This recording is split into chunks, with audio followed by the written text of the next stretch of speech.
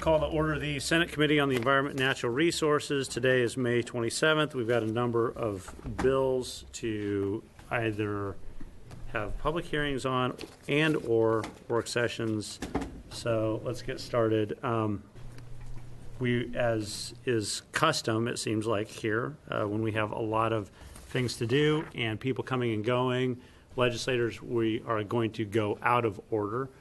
We are going to be starting with the bill that Representative Rayfield is here for. And so that will be, we're going to open up a public hearing on House Bill 3315. And Beth, if you could tell us a little bit about what the bill does while Representative Rayfield gets ready. Mr. Chair and committee members, House Bill 3315A directs ODF&W to begin on July 1st, 2017, billing other executive department agencies for costs of providing professional investigatory, administrative, and clerical services, as well as capital outlays.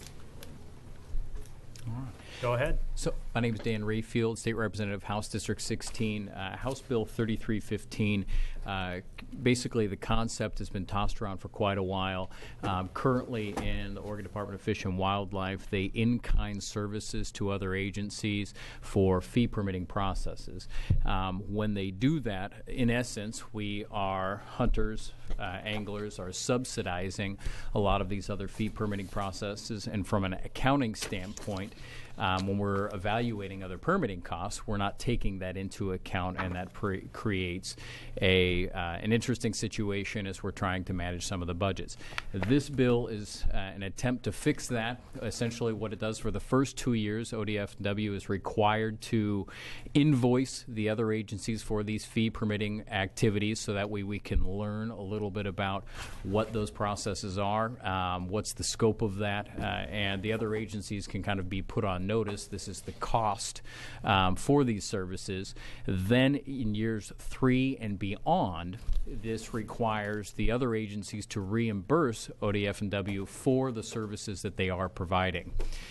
That's essentially the entire concept. It's fairly simple. There's also the agencies required to present a bunch of additional information to look at the scope of the services. One of the things that we anticipate to see is a more judicial use of resources. When you're getting things for free, sometimes you might overuse or things might not be done efficiently. So when you have to start paying for these services, we also expect that there's going to be more an efficient use of the services.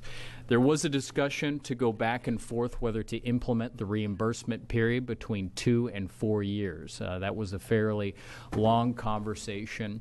Eventually, we landed on a 2-year implementation where the department would be reimbursed, and I discussed that with the Legislative Fiscal Office, and I asked Mr. Siebert to be here today to kind of, if there were any questions about the 2-year implementation period. We feel that that is best. We also worked on a compromise on the ODF&W fee bill, and a part of that compromise is the passing of House Bill 3315 with the 2-year implementation period. So I'd be more than willing to answer any questions, or Mr. Siebert, if you want to kind of address how the implementation might work.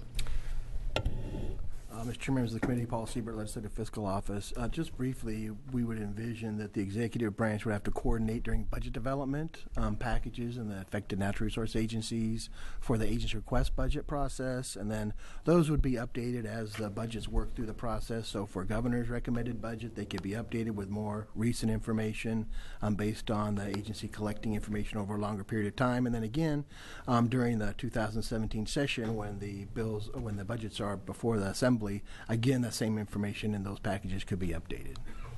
And I guess the last note would be, as we work with Rich Angstrom and some industry to actually come to the bill that you're looking at today, there is some opposition from AOI who does want the 4-year implementation, but as you'll hear today, if we're capable of doing it in 2 years, and as part of the fee agreement, that is what people are interested in doing, the overwhelming majority of stakeholders.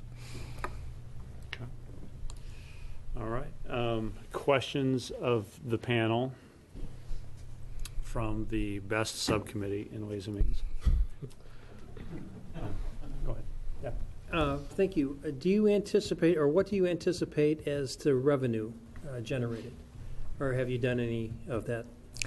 Chair Edwards, Senator Olson, we haven't done any estimates on it. You'll see in the bill we're asking ODFW to actually compile, number one, what's their statutory authority and what's the scope of the work that they're providing, so we'll get a better idea of what actually is going on.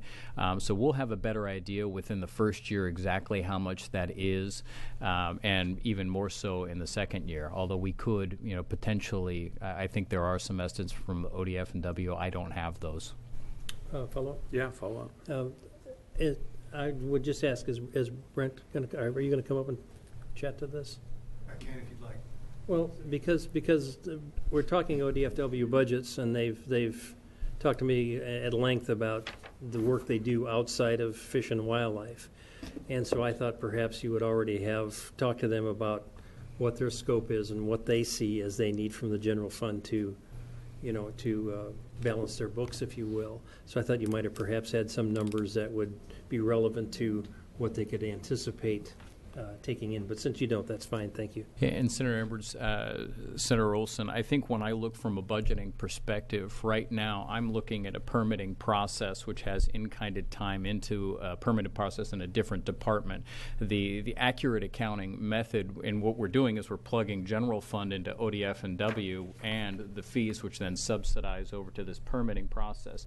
The accurate way to account for this would be to actually plug the general fund into, if we believe that we should be subsidizing this permit process for public policy reasons, we should be doing that within, whether that's the Water Resources Department, DEQ, or whatever the permitting process or fee process that is in a separate department. And that's really aimed at kind of fixing the accounting of this. And so the estimates, I think we'll have a heck of a lot better information on specific numbers with a lot of the information that I worked with Rich Angstrom on in the bill to request certain items that ODF and W provide for us in the future. So.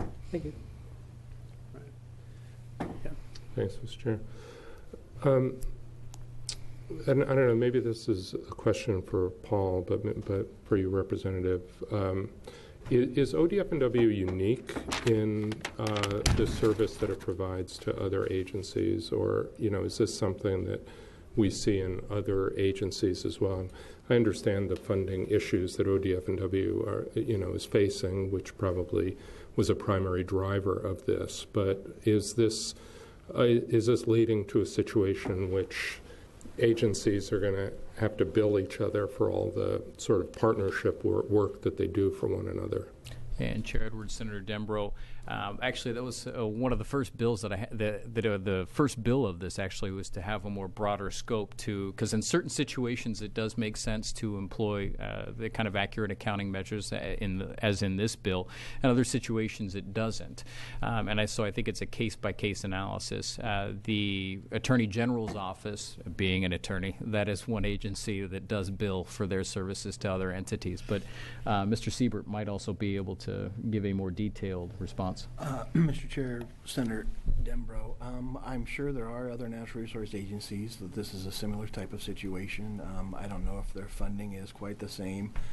I do know, having done this budget for a long time, that this agency's, because of their responsibility for fish and wildlife, they get touched by a lot of other processes where you might not expect, a DSL to weigh in on a water right permit or something, but they seem to be in the middle of most of the natural resource permitting processes that the Assembly kind of passes.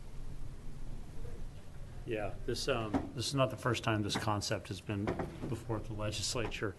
In the 2009 legislative session, I think it was, Senator Walker at the time had a bill that was broader in scope for cost recovery of all of our natural resource agencies. When she left the legislature, and I took her seat not only in our district, representing the same district, but also chairing the subcommittee, co-chairing the subcommittee that you now co-chair.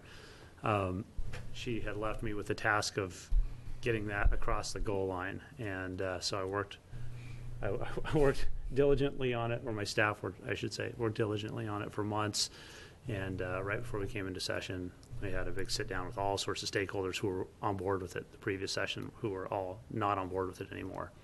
So sometimes the politics of different sessions change, and positions of support or opposition change, and at the time, we didn't have this big ODF and W budget crisis, which I think shines a little bit different light on the issue for this agency this session. So a little bit of my legislative history with this particular issue. So other comments, questions of the panel? All right. Thank you both. All right. Thank you. So we're just going to leave that public hearing open, and we're going to open up a public hearing on at least one other bill in particular are they both? So we're going to open up two other public hearings right now. We're going to open up a public hearing on House Bill 2182 and House Bill 3188. And I'm going to call forward the representatives and the senator that are here, I believe, to speak to 3188. If you guys would come forward. And then if you could tell us a little bit about what both the bills do. I don't know if these folks have testimony on 2182 as well or not, or if it's just 3188. But I think a lot of other folks will have testimony on both. So. Mr. Chair and committee members, House Bill 2182 would require ODF and W to study the potential development of a comprehensive predator management plan, and House Bill 3188 would allow for the creation of one or more predator damage control districts, and it sets certain perimeters around the petitioning process. There's a proposed -3 amendment which replaces the measure and changes some of those requirements within the petitioning process. I think that's what they will be speaking more to now. All right. Chair Edwards, members of the committee, my name is Katty McEwen. I represent House District Number 9 down on the South Coast, part of which encompasses a portion of Coos County, which is why I'm representing this bill here today. This isn't a work in progress. This started about a year ago when Senator Roblin and I were called into a meeting with some Coos County representatives, some local landowners, farmers, ranchers, timber landowners, trying to deal with an issue that had arisen around funding of the wildlife predation services that have been available historically to our ranchers and timber landowners and farmers down in Coos County. Douglas County became a part of this conversation because they were dealing with the same issues that Coos County came into a conversation, so we've expanded this bill to include Coos and Douglas County. Wildlife predation in ranching, farming, and timber industries causes damage to infrastructure, crops, livestock, costing landowners hundreds of thousands of dollars a year. And it's a big economic issue in Coos and Douglas County and others. Historically, the cost of predator control was entirely funded by the county. But as has happened with public safety in our counties that are impacted by this decline in secure rural schools funding, Coos and Douglas counties have found themselves in a situation where continuing to fund these services that already exist has become problematic. I want to be very clear, this bill creates no new predator control practices. It simply creates a voluntary mechanism to fill a funding gap for existing predator control services that have evolved and are now a partnership actually between funds that come from the USDA, the Oregon ODA, ODF&W, and county funds that historically have funded this as a fabric. As the counties pulled away from being able to fund them, private landowners have come forward and after a year-long, very detailed process, have come forward with a bill that allows them to self-fund the money that the county is no longer able to provide to them. This bill allows for the formation of a predator control district at the county level when requested by the landowners. There is an opt-out provision for landowners who don't wish to be included in the district. We've worked very extensively with Mr. Phillips from the Department of Revenue and Mr. Dale from LC to arrive at a bill that allows assessments on participating landowners similar to that of a fire control district or an ombudsman district. I think it's very important to note that this is a service that has diminished because of county budget restraints, and we have private landowners stepping forward willing to pay for the services and solve the problem on their own. I find this to be a very refreshing way to deal with a very serious issue that impacts impacts our agricultural industry in Coos and Douglas County. I think it's innovative, and I just want to acknowledge the work that not only have our ranchers and farmers put into this, and you'll have some testifying today, our county commissioners in Coos and Douglas County, our assessors, our chief clerks. This has been an arduous, lengthy process to get to this point. And what I would hope today is that the -3 amendments, which is the final work product that's come out of this, could be adopted and this bill could be moved on to the Senate floor. Thank you, Senator. Okay. Thank you. Representative, go ahead. Okay. Oh, I guess I'll start. Okay.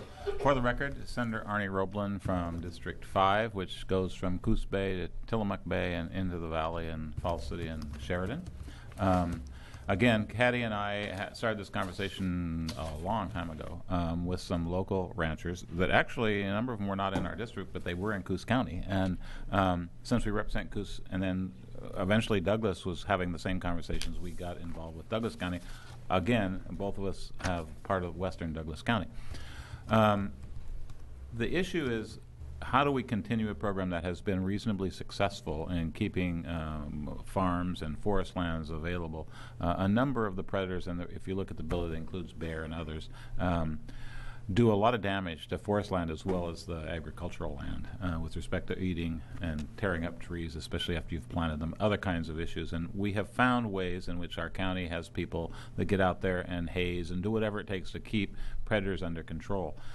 We're not adding anything to that list. I mean, it's the group that they've been working on forever. We're not, I've heard from different people that they worried that this was a back way to get into different kinds of things. It is not. It is about continuing a program that has been there for a long time, and having local landowners help take care of it. As you know, in our fire protection, there are a number of counties, not many, most of it's being done by the state now, but who have our own fire protection districts. And those people, not only do they pay a fee for that, they also are always there when you need help. So if you need a tractor or you need some equipment they will be there as first responders to forest fires and those kinds of things, because it's important for their production of the timber that they're doing.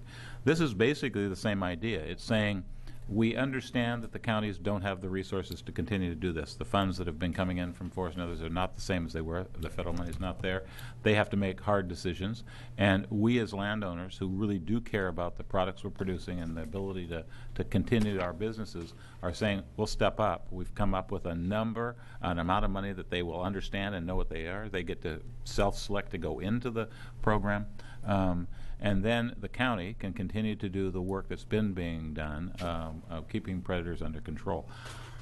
I think, as Representative McEwen pointed out, that it is a unique way of trying to come up with their own solution, not just asking the state or other people to take care of their problem, but for them to step forward and do that as well. So I encourage your consideration, and I hope support of allowing this project to go forward with Coos and Douglas counties, so that we can show other people there might be another alternative rather than just turning your property over to the predators. And we will have a way in which we can continue to do businesses that have been around for 100 years or more in our county, helping themselves, doing the kinds of things that a lot of rural communities like to do, and that is stepping up when needed to do the things that are necessary. So I hope you can approve this bill, and thank you for your attention.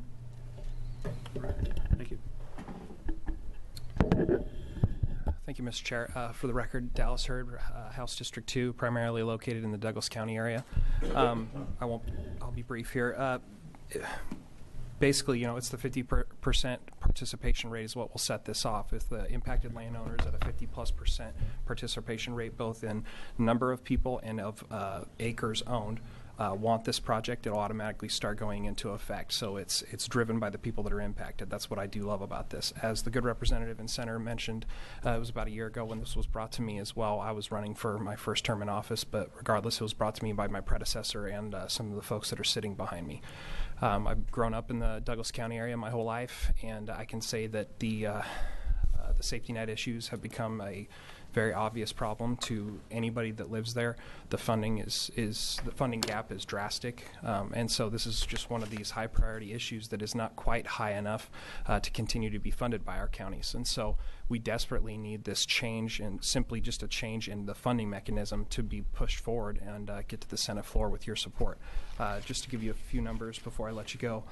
Currently, Douglas County and Coos County combined produce about $150 million a year in sales, and that's just the sales of their product. It's not actually including the whole economic impact. You've got tires, fuel, labor expenses, all that kind of stuff builds even further upon that number. So we're talking quite a large number. If this program does not continue, if this bill does not continue, the estimates are about in the $30 million per year range of loss of sales. And then, as I said, there's greater impacts beyond that as far as loss of jobs and whatnot. I've looked at this bill. I've worked on this bill a lot, and it's hard for me to find a flaw in it. We're simply just continuing the current services, and I actually think it's best for all wildlife. The fact of the matter is, if we don't keep control of our predator population, you're going to have a huge impact on the non-meat-eating species that are running around in our community. So anyway, urge your support. Thank you. All right. Chair Edwards, members of the committee, I might also mention that this did actually pass the House with 56 votes. And we do have Mr. Dale and Mr. Phillips here if there are questions about the details of how the structure of setting up the predator control district occurs. They're the certified smart people when it comes to the taxation. It's not a tax, it's an incurred charge is the way it's set up, like a fire control district. And it was crafted very carefully with the county commissioners involved too. But they're here if you have any questions about the details of how it's structured. Okay, great. Mr. Chair. Yeah. Wile E. Coyote was in my office, and he opposes this bill. And I will tell you, Wiley's okay. His brother, cousins, and uncles, because he's over a different part of another state, but his relatives may be in trouble. That's right. Chair Edwards, Senator Olson, I would just suggest he put on his orange vest or stay out of Coos and Douglas County. That's right. Yeah, Senator Brzezinski. I know we're going to have other people testifying. The question I have is the sunset clause. I understand Dallas and I talked and felt that, Representative Hurd and I talked and that it was 5 years, and it's actually built in for 7. I understand that they're looking at needing a couple of years to get this up and running. I'm wondering your positions if it was actually for 5 years, and then for us to kind of look at it to see how it's working, what y'all's positions would be on that. Chair Edwards, Senator Brzezinski, I think I'm going to defer to Jenny Dressler. She's here to address that issue. I think there was a reason that they extended it. I think there's some setup time incurred, and they wanted to have the full 5 years of the study. But I'll let someone from the Farm Bureau address that. Okay, thank you. Other questions for the panel? All right. Thank you each very much for being here. We're going to stay on these bills until we finish out the testimony, and then we'll move on to other bills. So next up, I'm going to call Ron Hjort, I don't know if I said that name right, Dan Dawson, and Bill Hout.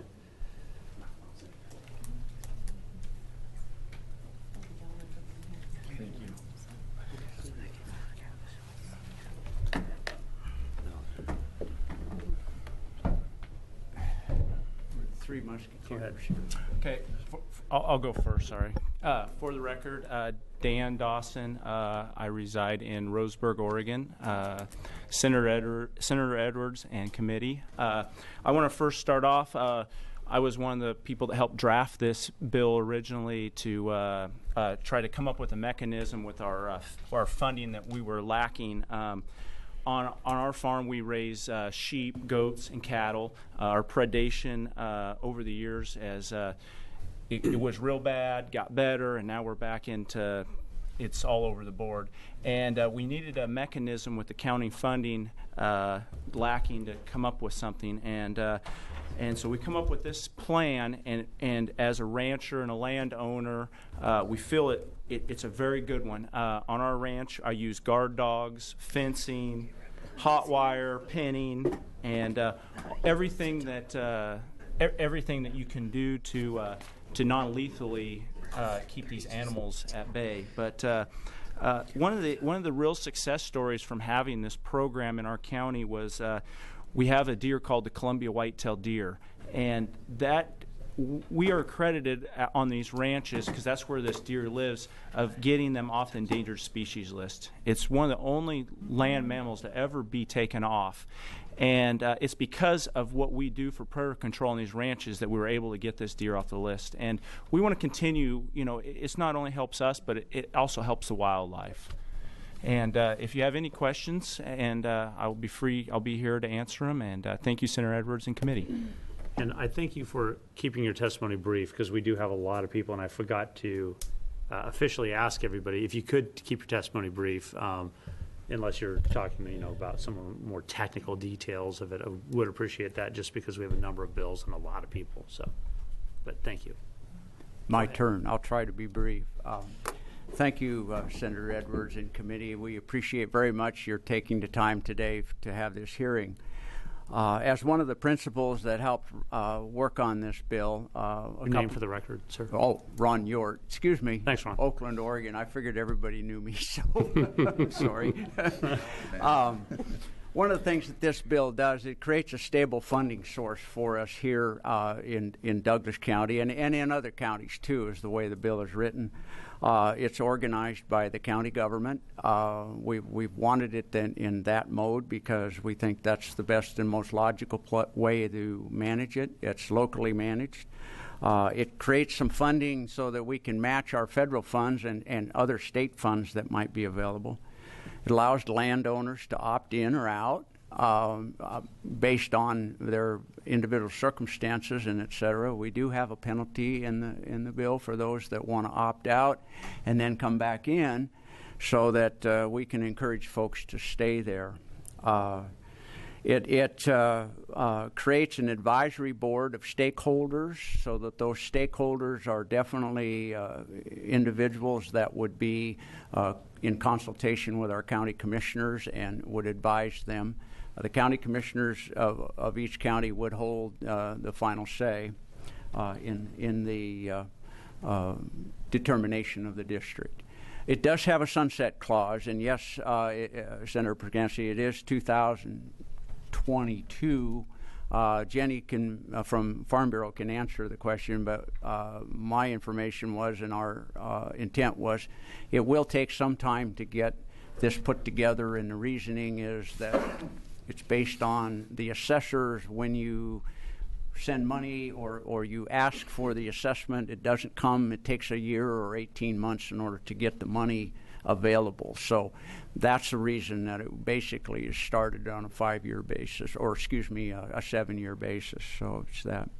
We limit it to $1 per acre. That's our maximum. We did not want this to be a revenue issue, so that it creates a lot of extra revenue and it puts a burden on agriculture. This is a benefit to agriculture and timber as far as predation. It helps in the sideline. It does help wildlife predation and allows counties to create and support their own destiny. I don't know what else to say. I lose a lot of lambs. It's really discouraging to have predation, and I'd be the first to tell you I'm not out to kill every predator that's out there. We just want to have those that are causing the problems on our properties to be able to manage those. And we're going to have losses. I lose lambs every year. Doesn't matter if I have a predation program, I'm going to lose a lot more without it. So I thank you for the opportunity to be here. I thank Senator Roblin, Representative McGowan, and Representative Herb for helping us to get this far. There's a lot of folks that didn't think we'd make it this far, and we sat around my kitchen table, 3 of us, and created this, what you see in front of you. We're pretty proud of where we are, and we sure appreciate your support and hope that you would refer it to the Senate so that it could have a full and hearing, and I thank you. All right, thank you.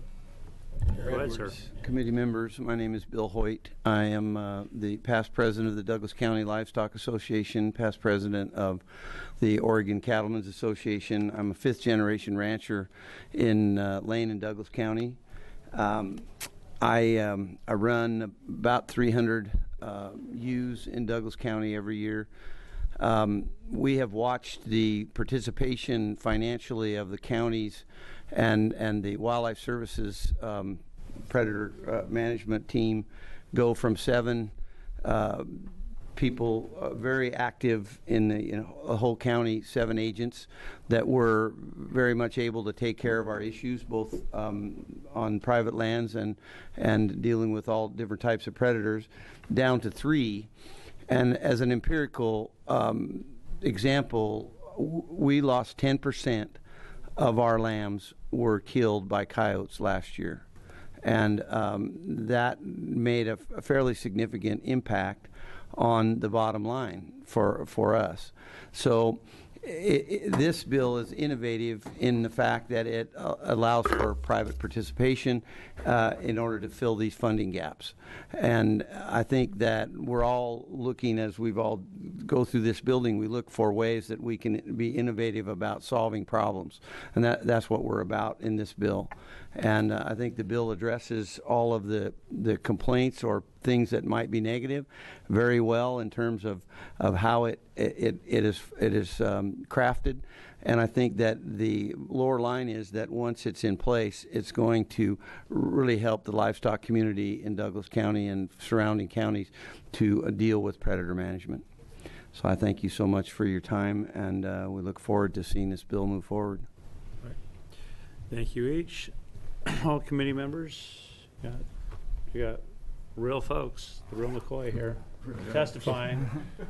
They're not paid lobbyists. So if you want to ask questions. They're from my district, so I'm fine. Okay. Senator Dembro. Yeah, I do have a quick question. So, and I think I understand how this is going to work, but those landowners who are not paying members of the program, so what happens with them? Are they just going to be free riders from this? And in a short word, they would get no services. Now, that sounds a little harsh, but the difference is it's financed by those property owners, it's private property owners that contribute. However, if in fact there are some state, federal, and or county funds put in, those people probably would get some services, but it would be on a limited basis, and it'd be based on a priority basis, much like your sheriffs do. They take certain things that are really problems. I would suspect that if there was a predator on a school district grounds, I, as a landowner, have no problem with the Wildlife Services taking care of that because it's a safety issue. And I would welcome that, and I think most of the landowners in Douglas County would say something like that. But on the other hand, I don't think they would be, since they're paying the bill, would they be willing to take care of somebody else's problem that wasn't a participant in the district? And if they wanted the services, they can come to us and sign up, pay the fee, So does that answer your question? I've just got one comment on that, Senator. Chair Edwards, Senator Dembro, what we committee members, what we've seen in a lot of other cases where there have been private funding in this type. Lane County, we had the bunch of landowners got together. The large landowners who are contributing the most number of dollars to the predator control, all of the satellite landowners around that benefited whether they paid or not.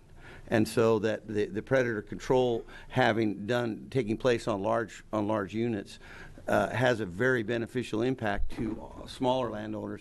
Now, hopefully, those landowners would contribute, but if they chose not to, and especially if they were next to someone who was, it's very possible that they could get the service without paying for it. But that's the nature of the beast. There's nothing we can do about that. No, I'm just concerned there might be some hard feelings down the road, but such is life. Right. Yeah, and we'd be the first to tell you there could be some hard feelings. Senator Brzezinski? Well, since you gave us an opportunity, Mr. Chair, I didn't get to meet Bill earlier. So, Bill, I understand you run cattle and sheep? Cattle, sheep, and goats. I hate to admit it. Don't tell anyone. It's our secret. No one else will know.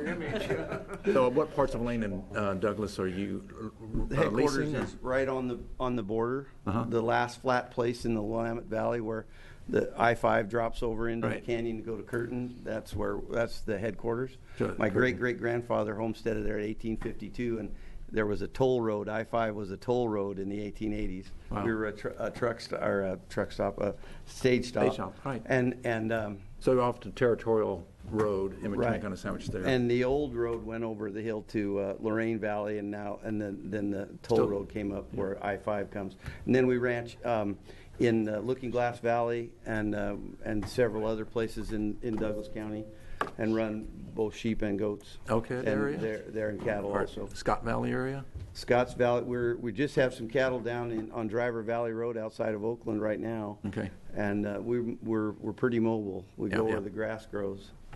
Yeah, know the roads. There you go. Other questions? I think that Senator Olson had a few questions, but he's not here. Well, he's not here, so. You're off the hook. Yeah, you are off the hook, 'cause he likes to ask a lot of questions. The Wile E. Coyote one was scaring me. Thank you each for being here. Next, we're going to call up Ricardo Small and Jane Miller.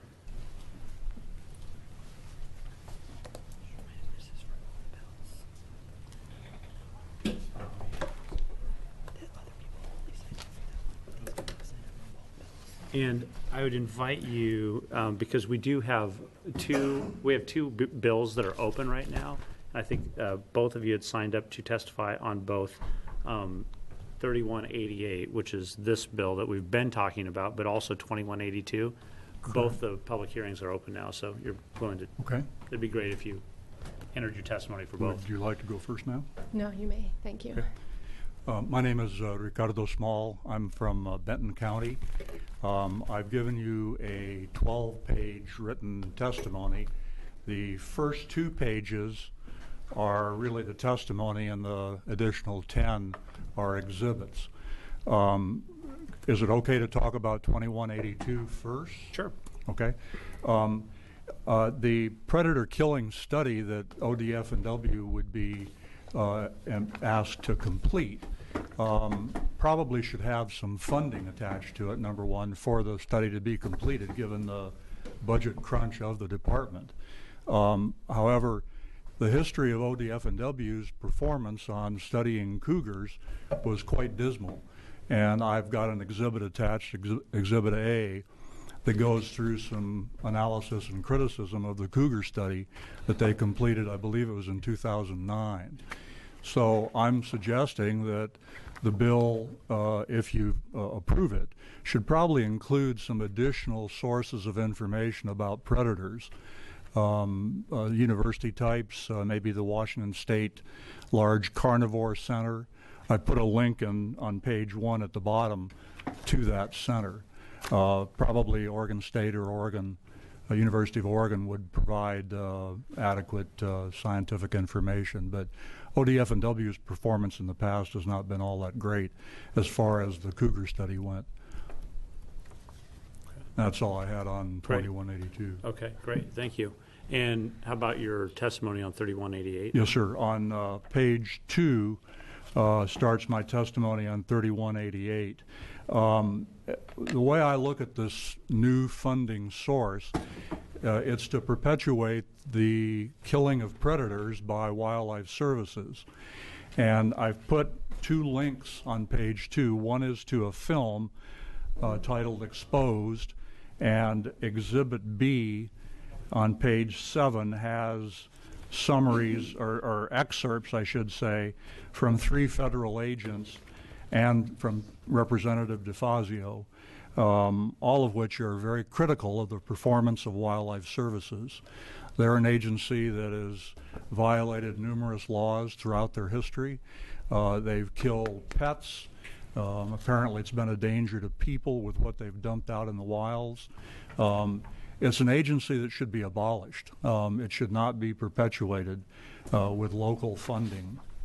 And I've also got a link in there to a 108-page report titled War on Wildlife, the U.S. Department of Agriculture's Wildlife Services from Wild Earth Guardians. And they actually come out and say that USDA's wildlife services are a national security issue. because of their illegal performances. I would really hope that you would not approve 3188 to perpetuate the killing of predators is the wrong thing for the state of Oregon to continue doing. I really don't believe it's a great idea. There are so many detrimental impacts of wiping out predators. Some of the smaller prey animals, once you kill a bunch of coyotes, the smaller prey animals explode in numbers. And so anyway, I would hope that you would not approve this bill. I'd be happy to answer any questions that you might have. Okay, we'll take both of you and then we'll ask questions. Okay. Great, thank you. Thank you for this opportunity to talk to what's left, the committee there. My name is Jane Miller. I am an Oregonian. I am a rancher. My brother is Tony Flagg, a CEO of United Grain. We grow wheat throughout Oregon. And I'm also director of Oregon Cougar Action Team, which is a voice for Oregon's apex predators necessary to transition us through a climate change crisis. I am definitely opposed to both of these bills, primarily because there's not enough science behind them. And I'll talk about House Bill 3188A first. I'm not seeing science here. I'm seeing preference that was made at a kitchen table. That's not science. It's a good start, and I appreciate their energy. But we need the Dr. Beccias, we need the Professor William Ripples, we need the Christina Eisenbergs. We need the science. It's right here in Oregon to work with these bills. Cattle ranching is going to be problematic in climate change, and I know this because I'm a rancher and I'm already downsizing my herd in anticipation. It's not easy for me to say this at all, but perhaps it's time to take beef off the menu, because it's not good for our climate. We don't have the water resources in Oregon. Shortly, we're going to probably be like California. We don't have the land mass to sustain this. These bills are not based on sound science. We have, the ranchers are saying they're losing $30 million a year if a species of animal is not killed. I have here from the Oregon State Police up here, millions of dollars lost in poaching.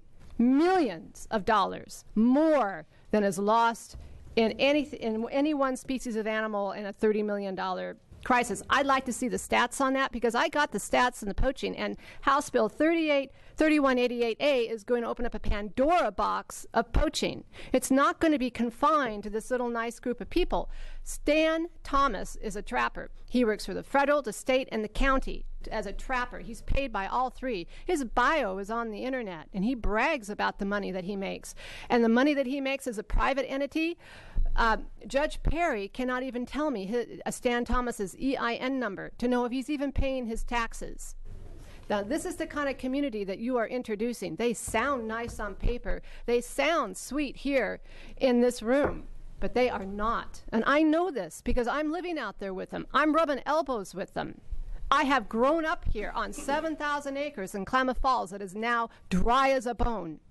I know what's going on out here, and these bills, they support the poaching. This is on Tuesday's newspaper, prolific, out-of-control poaching in Oregon. We do not need more killing bills. We need the science, especially now since we have a climate change issue. The drought. How many more counties are we going to get in a drought? And we're going to sit here instead and talk about, well, you know, we've got to pass bills to protect the cattle ranchers when the cattle ranchers are soaking up all of our water to begin with. And it's not sustainable anymore in our climate change. It is not going to be an industry that will last. They will put themselves in extinction, just like they're putting these animals in extinction. You cannot manage these apex predators, such as the cougar and the wolf, to genetic levels of extinction. We don't have a good cougar management plan. We don't have good sound science coming out of ODFW. I have been sitting here since 2004. I'm tired of this. I have been talking about these bills with a different wrapping on them every year since 2004, and it's the same bill. This bill is a wedge against Measure 18. It is not an answer to these ranchers' issues, because they can already hire Stan Thomas, and they already do. So why do we need a bill? Why do we need a bill? Our money, the taxpayers' money, is going out the door with the poaching. I have up here on the board the poaching. Total kills, this was just during 2001 and 2007, 1,738. Do you think those numbers have gone down? No. They've gone through the roof, and we haven't addressed it at all. ODFW does nothing about their poaching. They come up with more killing bills like this that really don't matter. They really don't address what is happening out there. They address the pocketbooks of a small group of people that are not that good for our ecosystems anymore anyway. And I'm sorry if I sound like this coyote guy, but I'm disappointed to hear you marginalize anyone out there, marginalize any human or any life form whatsoever. It is not funny. It matters. And when you've got boots on the ground out there with folks who want to have these sort of bills go through, and they're on your property and they won't get off, it's not a pleasant experience. Yes, there's going to be some very unhappy people out there, seriously unhappy.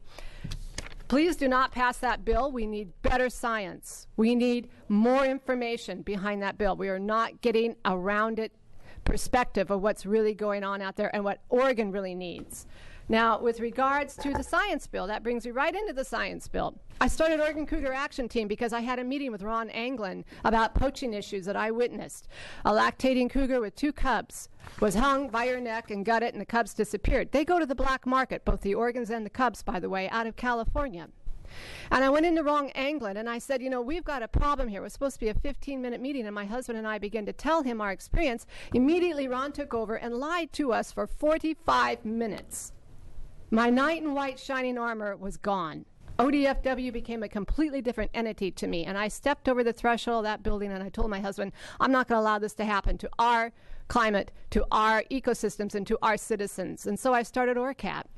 And it's been a struggle, yeah. I get laughed at all the time. You bet. But I'd rather stand on my own 2 feet and tell the truth about what I've experienced and what I've seen them. And I really don't care if they're laughing. Because we've got to do something much better here for Oregon than what we've been doing. Governor Tom McCall would agree, and he was my family's friend. He would sit at our table and have dinner with us. I know that man. And what we're doing now with these sort of bills is not science. They're just killing bills for a group of small people who want to make a little bit of money and maybe be unethical. You know, Stan Thomas laughs on the internet on his bio about when he handcuffed a compromised baby cougar cub to a tree with handcuffs and laughed while it danced around the tree and left it as a joke for his fellow trapper friends. That's not what Oregonians want to pay for. That's not who we are. Now, this all sounds really nice, and they all sound really pretty, and a lot of people out there are good ranchers, and they mean well, but these bills don't reflect that, and we need to stop and communicate with the science. Right at Oregon State University, Professor William Ripple, Dr. Beccia, out of Washington, Dr. Wilgus, Christina Eisenberg. She works at Oregon State University. She talks for the Smithsonian. She travels the world talking about wildlife predator issues and livestock, and she's a hunter.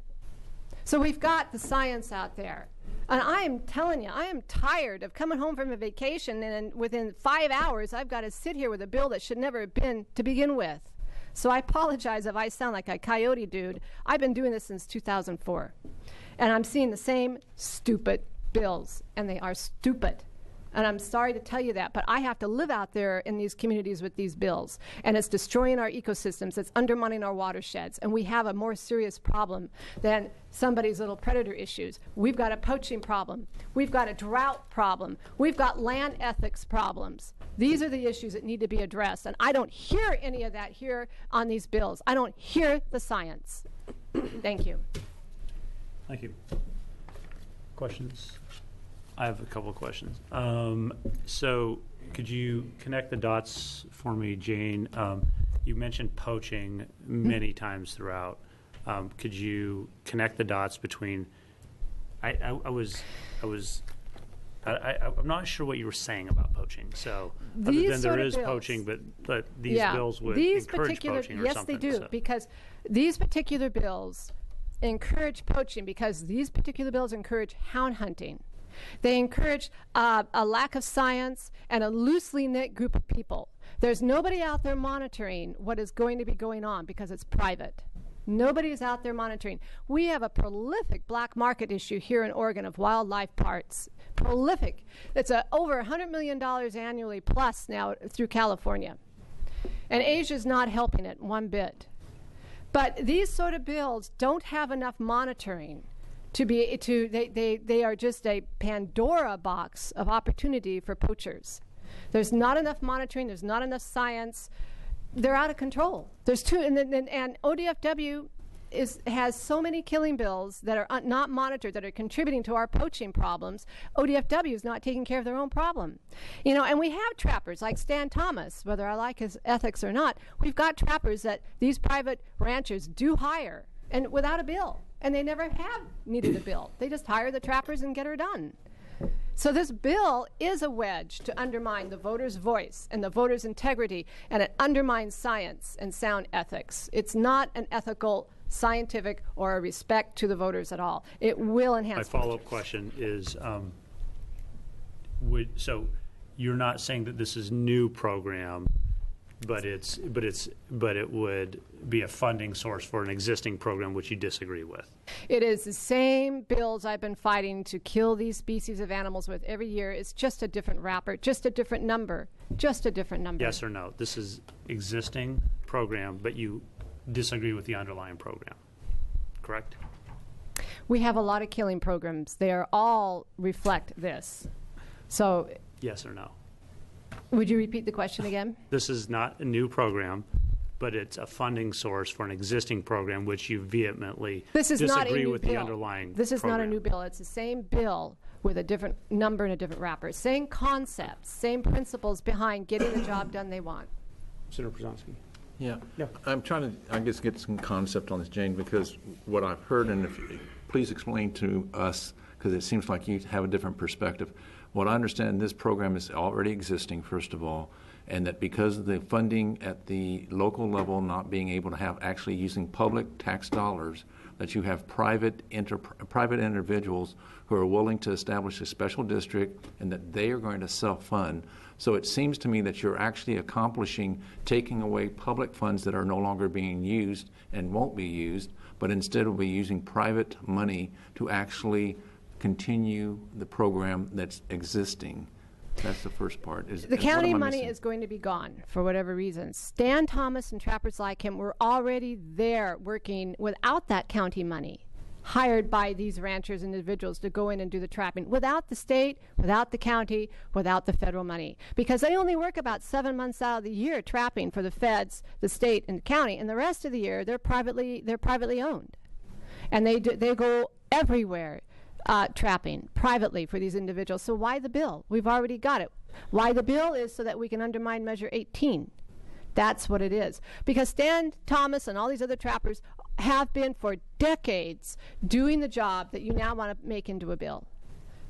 And you're just looking for a political edge to undermine Measure 18, which is a voter's voice not to use hounds to kill Oregon's cougar. And now you're looking for a political edge to undermine the wolf population, a very frail wolf population.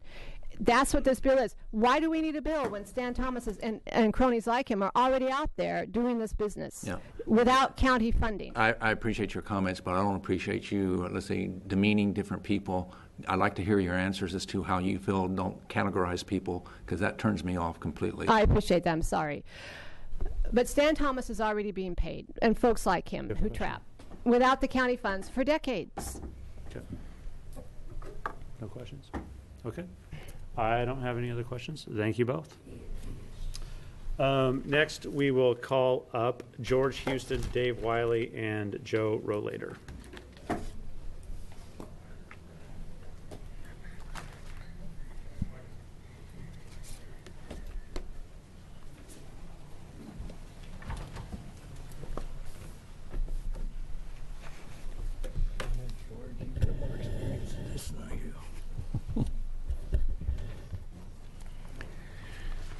Chair Edwards, members of the committee, my name is George Houston. I'm the president of Oregon Chapter Foundation for North American Wild Sheep. I want to talk with you today about House Bill 2182 and House Bill 3188. I'll do 2182 first. A comprehensive predator management plan for the state of Oregon put together by ODFW is really a good idea. It needs to encompass aerial, aquatic, and terrestrial predators. We need to aggressively manage predation in the state of Oregon. There's an economic base to it. And ODFW is replete with a terrific group of employees and scientists and field staff that can get the job done. Over the last 5-6 years, we've worked with stakeholders in the state, from timber, from grass seed, the Farm Bureau, farm woodlot managers, hunters, fishers, cattle and sheep industry, to talk about predation management. And we've done some hard looking at other adjacent states and others on folks that are actually doing predation management in their state. Arizona does some pretty good work, so does New Mexico. But the state that probably we should pay the most attention to is Wyoming. The Wyoming Animal Damage Management process is one that I think will bear fruit in replication in the state of Oregon and all places to mitigate damage to livestock, wildlife, fish, and crops by predatory and depredating animals, and for human health and safety concerns. I would recommend that you pass House Bill 2182. House Bill 3188, a predation damage control district in southwestern Oregon, also makes an awful lot of sense. I would recommend that they add hunters and fishermen to the county group of folks helping to pick out the projects and fund same. Thanks for your consideration. Any questions or concerns? We'll open up questions after the three of you have spoken. So, thank you. Senator Edwards, members of the committee. My name is Dave Wiley. I'm a volunteer for the Rocky Mountain Elk Foundation, which is a national nonprofit conservation organization whose mission is elk, other wildlife, and our hunting heritage. We have about 14,000 members or more in the state. I'm here to testify in support for Rocky Mountain Elk on behalf of 2182. We think it's a fine idea, and we trust the Department's science ability. So we recommend support of 2182 and recommend it for your approval. Prey and predator must be managed in concert. Thank you. Thank you. Mr. Chair, members of the committee, my name is Joe Rollator. I represent Seafood Oregon, which is the commodity commissions that work on the ocean, the Albacore Commission, the Salmon Commission, the Trawl Commission, and the Dungeness Crab Commission. With George Houston, I've been associated with these ideas of managing things as predators when they act as predators. And we've tried several different ways to work with the department for single species management plans, and it hasn't worked. And so I sat down with Kurt Melcher and asked him to help me figure out a way that we could have the department come back to this legislature and say, this is what it's going to take for us to do a comprehensive predator management plan across all species, where the predator management plan works with the individual management plan for that particular animal or fish. And so this is a study of a study, and I have to say several of my friends laughed at me when I first started talking about this.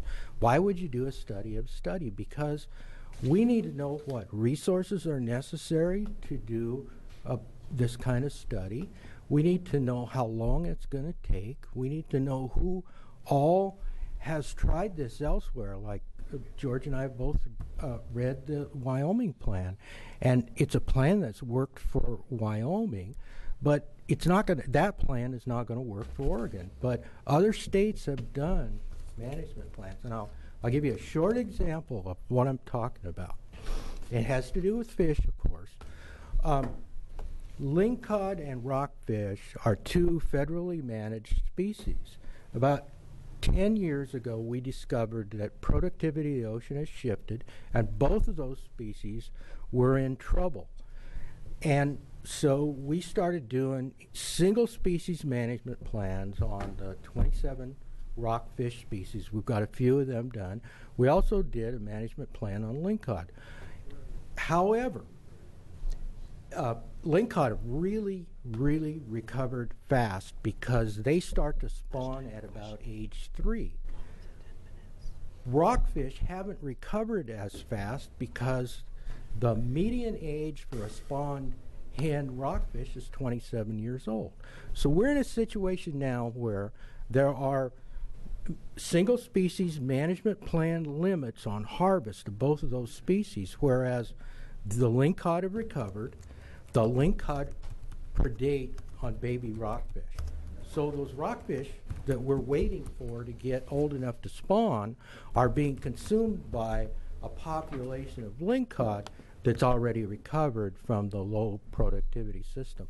And so the concept, I agree, again, these are federally managed species, so it wouldn't work for the state, but it's the idea that when an animal starts to act as a predator for something else and it starts to limit its existence, then we need a different way to deal with it. Thank you. Thank you each. Questions of the panelists? Any questions? Yes, sir. Senator Edwards? Yeah.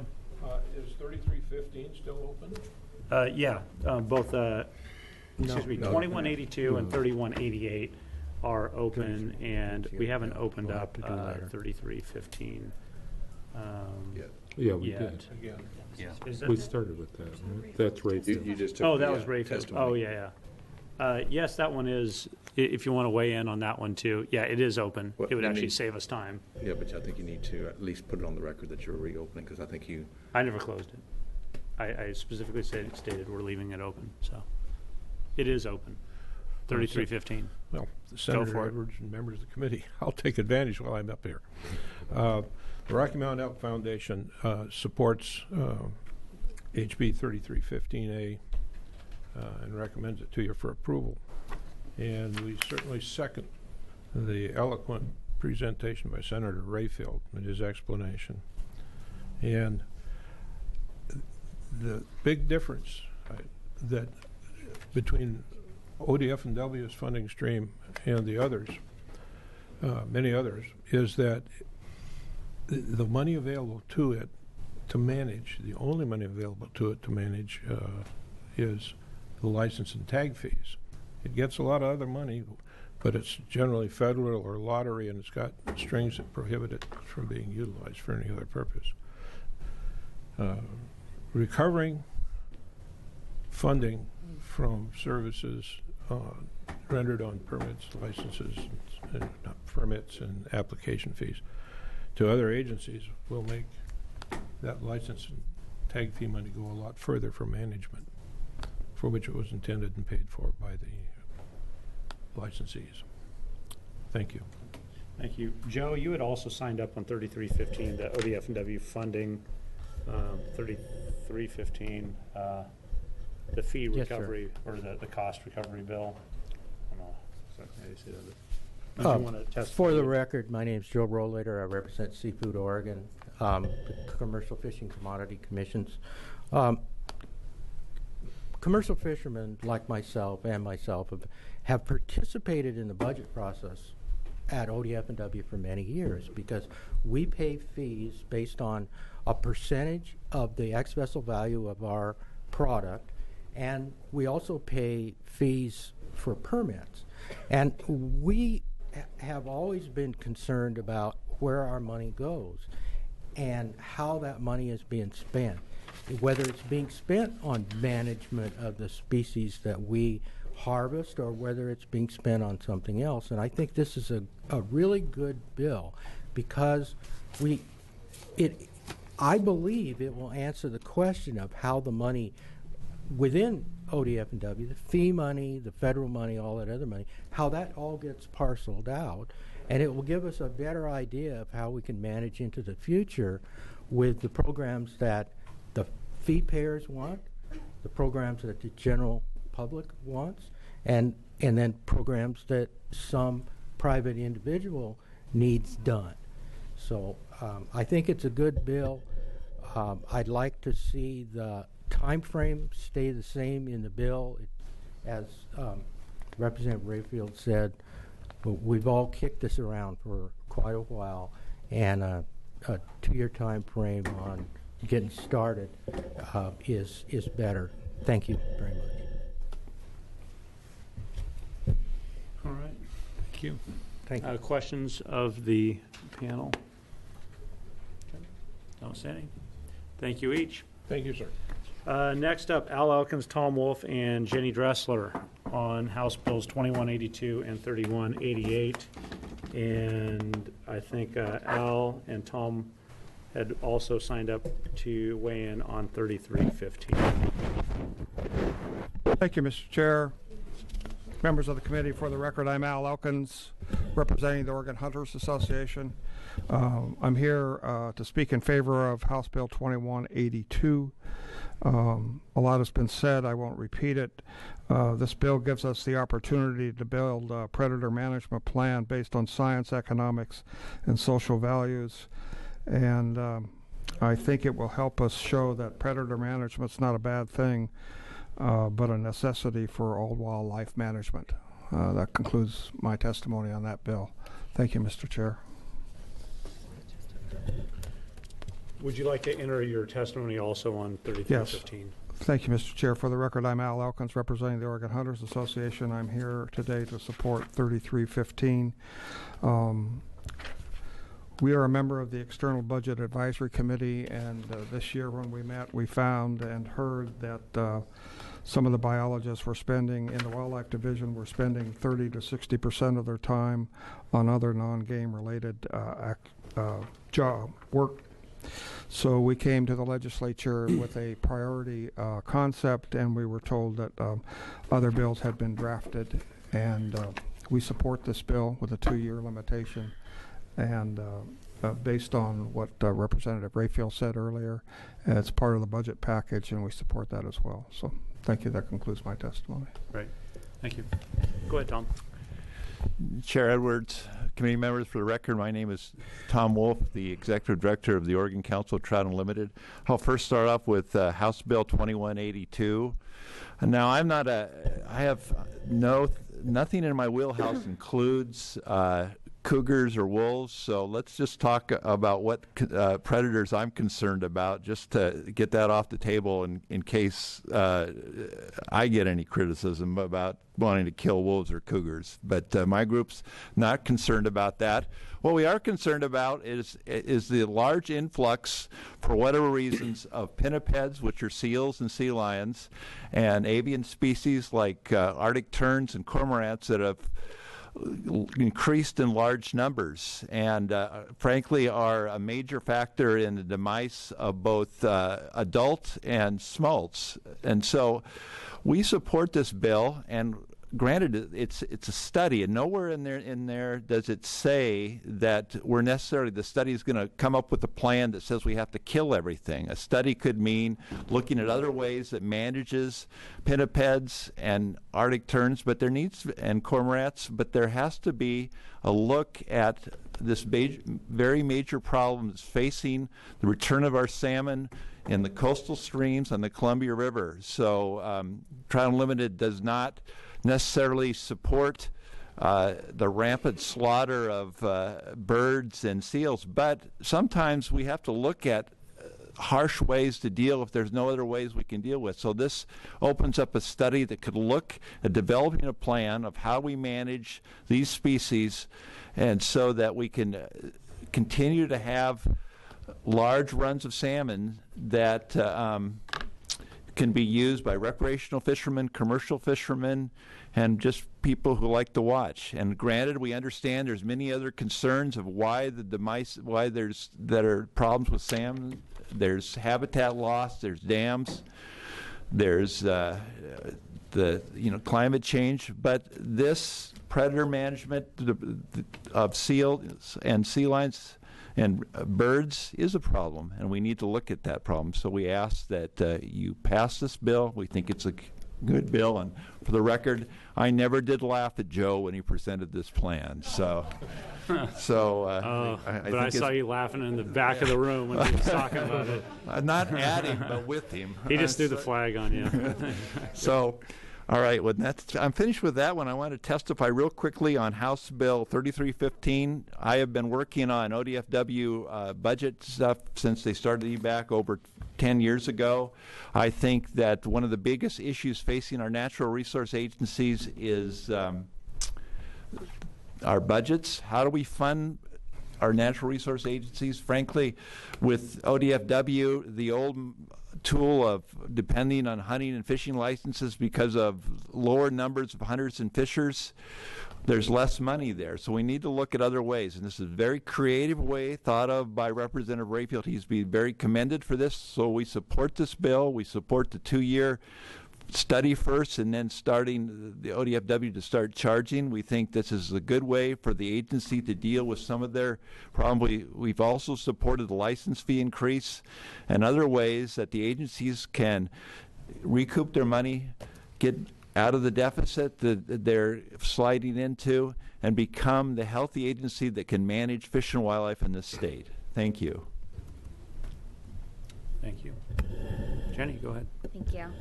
Chair Edwards, members of the committee, my name is Jenny Dressler, and I represent the Oregon Farm Bureau. We're here today in support of House Bill 3188 and the -3 amendments, which came out of a work group process with Representatives McEwen and Hurd to try to find a mechanism with the Department of Revenue to move forward with this proposal and allow for the self-funding of predator damage control districts. We heard about this proposal, or at least I began working on this in January when Ron Hjort and Dan Dawson came to our Oregon Farm Bureau Wildlife Policy Committee and presented their proposal, and we thought it was a good solution to an issue that's hitting many of our rural counties and our timber-dependent counties who are looking for new ways to fund some of these services that they have been providing. So I guess I think to answer your question, Senator Przonski, earlier, Ron did a pretty good job of kind of addressing why the 7 years was put in place while we're really looking at a 5-year sunset in effect. So I think it was that this 2022 was meant to align with tax years and when money could be collected. And I'm hoping, if the question still remains, the Department of Revenue is actually here in the room, and hopefully they can answer that question. But we thought it might take approximately 2 years or a year and a half to actually put these predator control districts in place, and then wanted the 5 years to see how the mechanism works with that voluntary opt-out. I think there's a potential to that you don't have the participation that you would hope for, although there is a mechanism to keep folks at the table. So we would like, I guess, to see, if possible, that 5 years to see this program play out. But I understand, too, the question about 5 versus 7 years, and it was meant to be a 5-year implementation sunset. So I am happy to answer any questions if you have them. All right. Thank you. Yeah. Senator Przonski. Thank you, Mr. Chair. I just want to put on the record, or have placed on the record, I look at what passed out of the House in this bill, and on 3188, it looks like it, modifies the definitions of what predator animals. So clearly it states that it's limited to bears, bobcats, and red foxes. Is that correct?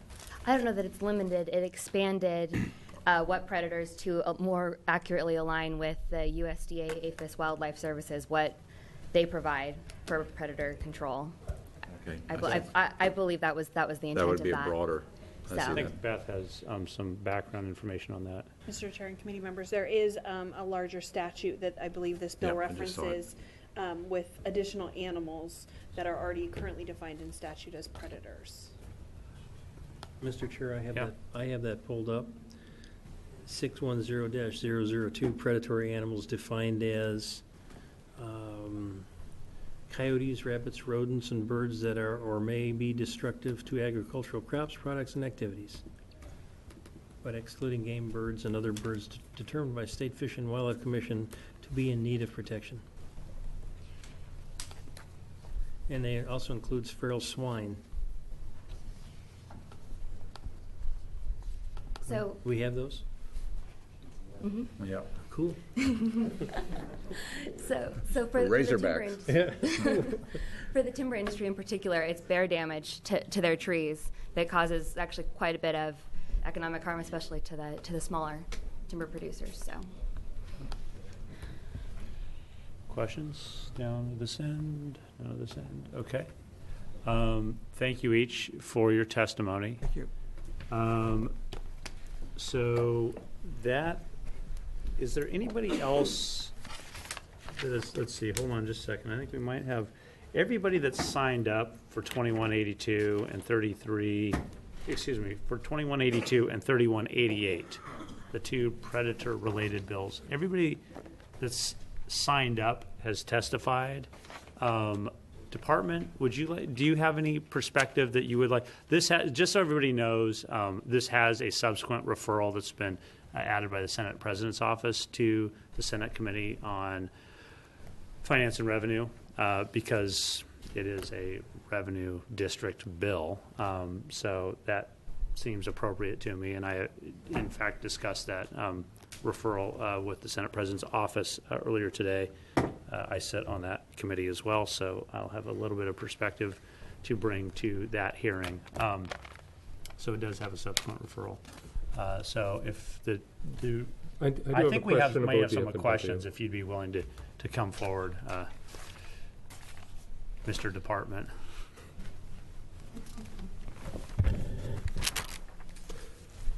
Mr. Chair, members of the committee, John Phillips of the Department of Revenue. And the department is neutral on the bill, and we were just participating in the work group to be of assistance in the mechanics. So if I can answer any questions. Yeah, actually, Mr. Phillips, my question was for ODF and W. Oh, I'm sorry. Before I you thought leave, it was for the, okay. Why don't you just talk about how the revenues collections and why, how much time it takes to actually get the program up and running, so then we know that the program's running independently on the private contributions as compared to whatever funding sources it currently has. Mr. Chair and Senator Przanski, having been on the Revenue Committee, you probably know that we're familiar with sort of how the assessor deals with that part of it. There is the section of the bill early on that says how this district is set up by the petition county. And all that takes time. I don't know how much time that would take, months, I'm not sure. Doesn't look like it goes to a vote, but there would have to be a certification by the county through the use of this predator protection district to the county assessor by July of whatever year. Then following that, the taxes would be extended. Tax statements would be sent by, October. Taxes would be due November 15th. About 85% of the taxes are collected by December 1, the end of the year maybe. Mm-hmm. And then they kind of dribble in after that. So by the end of several years, 100% is collected. So there is probably at least 9 months, maybe 12 months from perhaps the beginning of this type of district to where they're actually getting revenue. Okay. I was not part of the discussion on that sunset, but I'm just speculating that is how the mechanics would work. Thank you for the clarification. Absolutely. All right. Other questions for the Department of Revenue? See any? Thank you. I did note that there was no fur-bearing Sasquatch mentioned in the bill.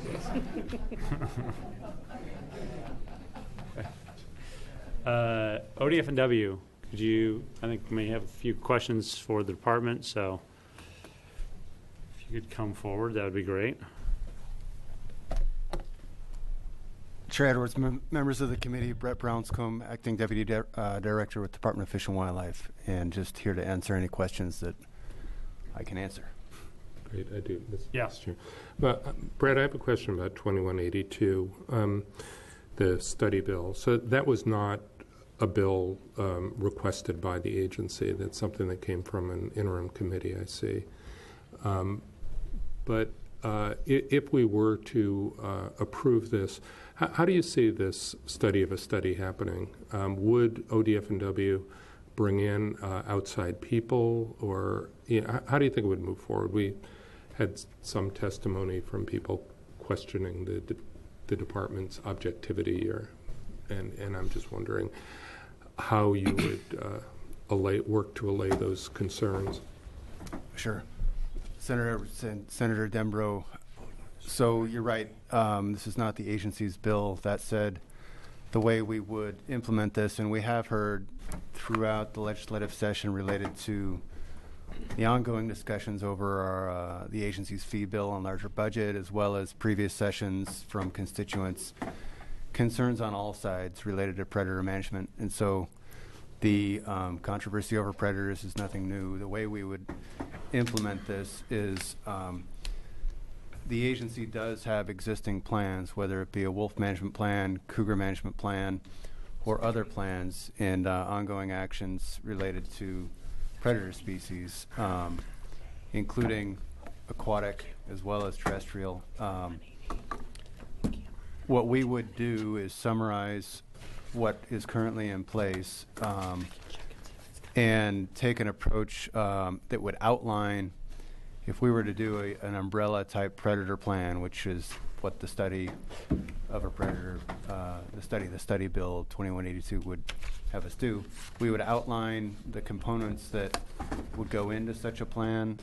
We would likely identify where we have current plans in place that would need to be covered under that umbrella. We would identify data gaps as well as areas of ongoing updated data. Cougar management, for example, we have ongoing approaches to development of newer data that provides for more accurate approaches to gauging cougar populations. We are certainly open to, and I would say over the course of time, regularly receive the same kind of comments that you've heard here today, that whether from those who don't like what the department is doing on predators, that we should be talking to certain scientists that they recommend, or whether it's a constituent who believes we're not doing enough on predators, that we should talk to certain scientists. So we would expect that would be part of the conversation.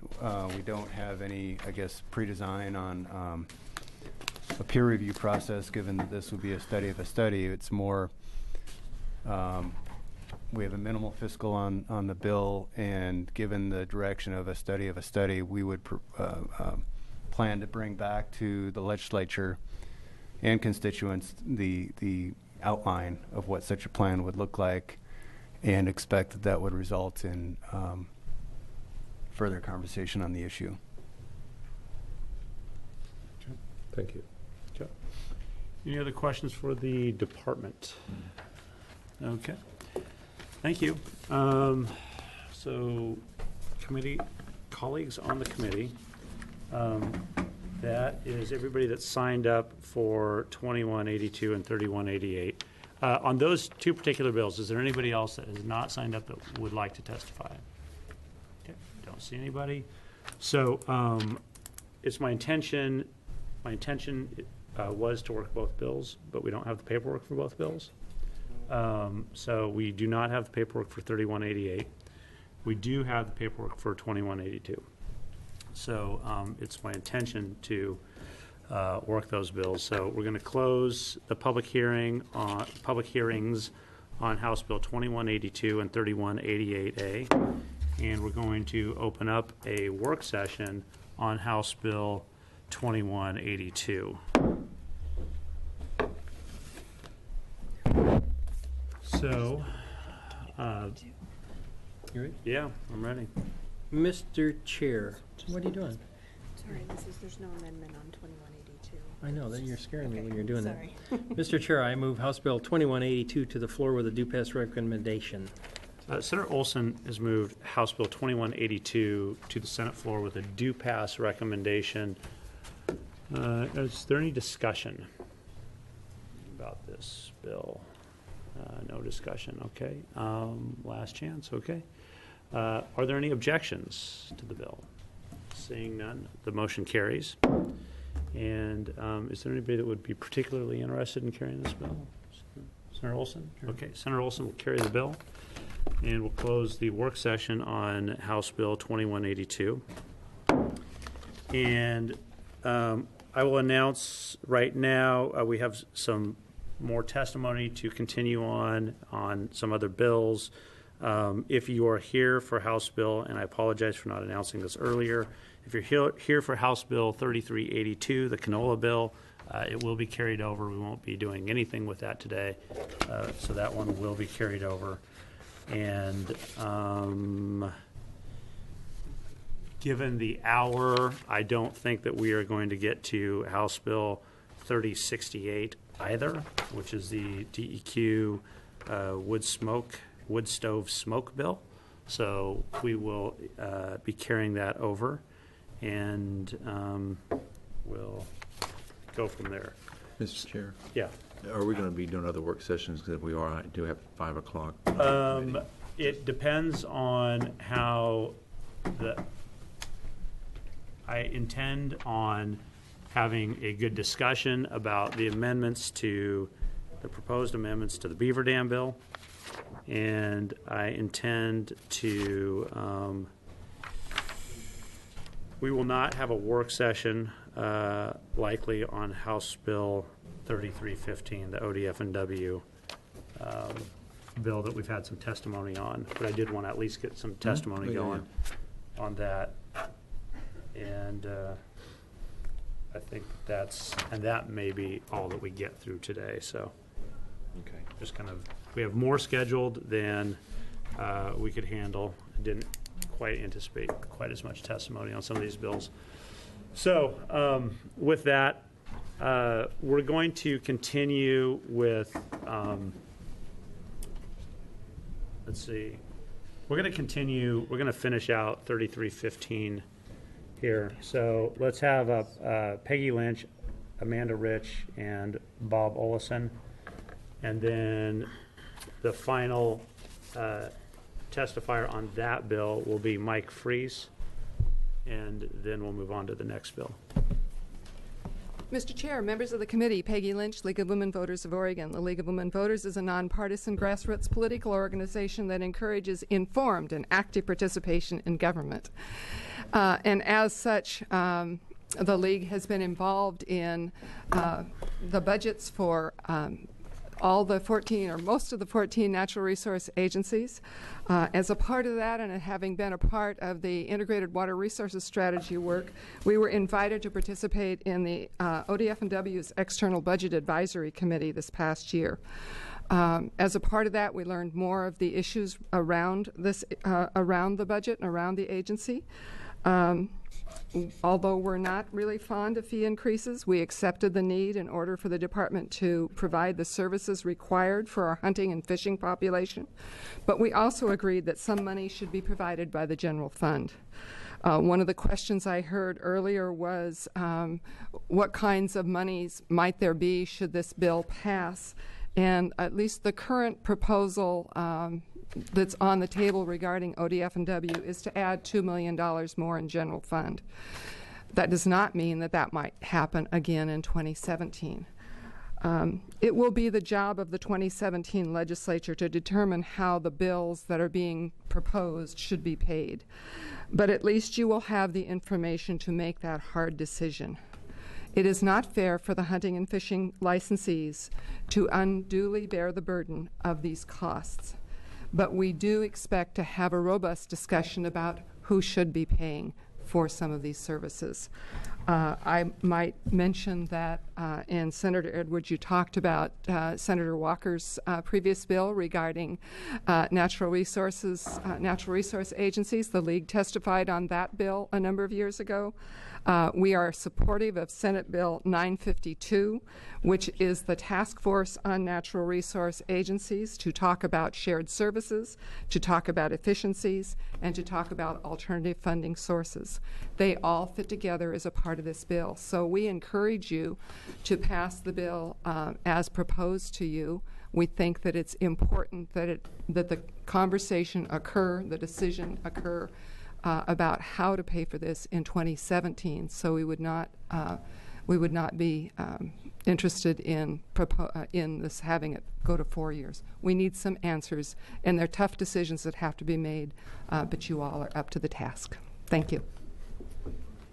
Thank you for your testimony, vote of confidence. Chair Edwards, members of the committee, for the record, my name is Amanda Rich, and I represent the Oregon chapter of the Nature Conservancy. As all of you know, the Conservancy works on both terrestrial, freshwater, and marine ecosystems. And in that work, ODF&W is a critical partner. As a member also of the External Budget Advisory Committee, we, along with many of the folks you've heard from today and other stakeholders, got an early heads up about the budget imbalance that the agency was facing, and at that time decided to make it a priority for this session and frankly beyond, because we're not going to solve the entire problem this session. But we made it a priority to both in the long term and in the short term try to stabilize this agency and make sure that it is the healthy and efficient agency that we would all like to see it be. And in working through with my fellow stakeholders this puzzle that is the ODF&W budget and why it is facing troubles. There's a number of factors, and this bill is but one piece of the puzzle that addresses one of the factors.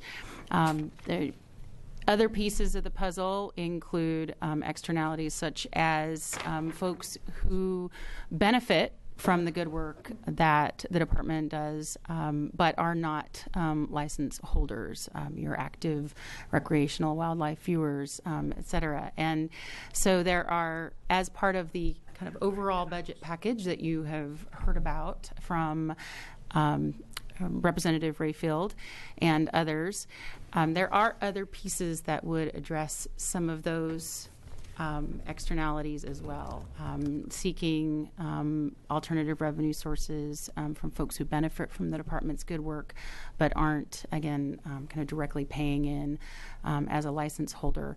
And then this piece fits into the puzzle where we have an agency that is consulting but not the permitting agency and is bearing costs for the benefit of all. So, without going into a long dissertation on all of the many parts of the budget package, we would just say that we are in full support of this bill and also agree with the testimony you've heard earlier that we think it should come into its full strength within 2 years rather than 4 years, so that we can begin to see how it is going to play into balancing the full budget and the long-term solution for this agency. Thank you. Chair Edwards, committee members, Bob Olson with Association of Northwest Steelheaders. I'm mainly here to add our support for this bill. As you've just heard, this important measure would help add stability and sustainability to a overstretched budget from the department. It moves the ODF towards recouping the costs of certain services provided to other agencies. In the current House version, there is already a delay in the implementation. We would ask that you not increase this delay. This bill is needed sooner rather than later. Thank you very much. Okay, thank you. Questions for the panel? All right, don't see any. Thank you each. Mike Freese. Is there anybody else who would like to testify on 3315 that hasn't signed up? Don't see anyone. All right, you're on. Chair Edwards, members of the committee, for the record, Mike Freese, represent Associated Oregon Industries, statewide business association. We are opposed. I think it's a preliminary matter. I agree with what Representative Rayfield's trying to do and trying to fix a very challenging budget situation with ODF&W. He did work, I think, very well with us and tried to take in as many concerns of ours as he could. And the bill before you really is the work of from the House side on that. However, one important piece that is missing, and one thing that we would like to see changed, is that the implementation date for invoicing and requiring other agencies to pay ODF&W be shifted from 2017 to 2019. The reason for that is that the bill doesn't target all programs. It really targets fee-funded programs, many of which our members have agreements with agencies like DEQ for water permitting. And for those of you that sit on Ways and Means, understand that there's been a delicate balance struck between the fee payers and general fund dollars to fund those permitting programs. Those are ongoing, and in many cases, we, in fact, the prior panel and other panelists have been at the same table advocating for natural resource budgets to increase over time, because all agencies in the natural resource arena are, in many cases, underfunded. This does not create a new source of revenue. It's not intended to, I'm told. For that reason, though, you're only shifting budget problems from one agency into multiple agencies. If it does create a new revenue source, the idea is that it will be from folks that have to use our permitting requirements or permitting programs or license programs in other agencies. That is the impact of that is unknown. As Representative Rayfield mentioned, we don't know what the true impact of the cost to these other agencies. We just don't have that information.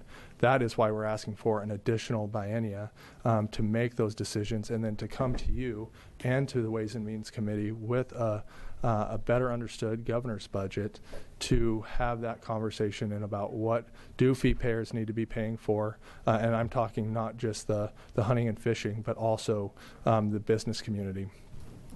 If the business community is expected to pay a new or increasing portion of ODF&W's budget, we believe that it's only proper then that we also have a seat at the on the commission and continue those budget conversations there. So with that, I'm happy to take any questions. Questions for Mike? I have one. Yeah, Senator Olson. Thank you, Mr. Freeze. Just a hypothetical question. Say, for example, DSL needs to have, someone makes a permit claim to DSL, and they need to have ODF&W review it. Do you think that DSL charges the person that makes the permit claim money to pay for that? So if, let me repeat that. Chair Edwards, Senator Olson, let me repeat this to make sure that I understand. So if an applicant goes to DSL for a permit, and ODF&W then DSL has to go to ODF&W to get their perspective on a specific permit. The idea is in the bill language that DSL cannot just immediately turn around and hand the ODF&W invoice to the permittee. The question, though, is, well, where does the money come from then? If does DSL have it in their budget to pay ODF&W? If not, then the question also is, and this is a perfect conversation for a policy committee, should DSL then actually seek counsel or an opinion of ODF&W if they have to pay for it? One situation which we see with other agencies is in the Department of Justice context, where oftentimes we'll be working with an agency and we may want an opinion from the Department of Justice. The agencies are reluctant to ask Department of Justice for an opinion because it's going to cost them money. We're not sure that that's good public policy in this context. Will that disincentivize DSL if they don't have to talk to ODF&W, even though it's probably good public policy to make sure that that the permit will not harm, for instance, protected species? So we want to make sure that those lines of communications are still open. I think ODF&W wants also to make sure that those lines of communication are still open, but there certainly won't be if the agency being charged doesn't have the budget to support those conversations. Does that? I'm sorry. Yeah. I guess the point I was making is DSL has probably done a lot of those, and they probably know that they need to have something reviewed with ODFW. And my assumption would be that they would have it built into the cost to the permit person that's seeking the permit, and then therefore, instead of DSL holding on to that money, shouldn't they reimburse ODFW for what they've done? I don't believe, Chair Edwards, Senator Wilson, I do not believe that these agencies, the permitting agencies, do budget for that. That's my understanding in my conversation. So, and if they did, then I think we'd have a good indication at what it would cost to implement these programs. So in my conversations, and I'm sorry, I haven't asked specifically DSL these questions. That was hypothetical. Yeah, but in my conversations with DEQ, I wanted to have a good estimate of what it would cost. But right now, ODF&W, they don't have a good estimate, so how is DEQ going to know? Because quite frankly, they don't budget for it.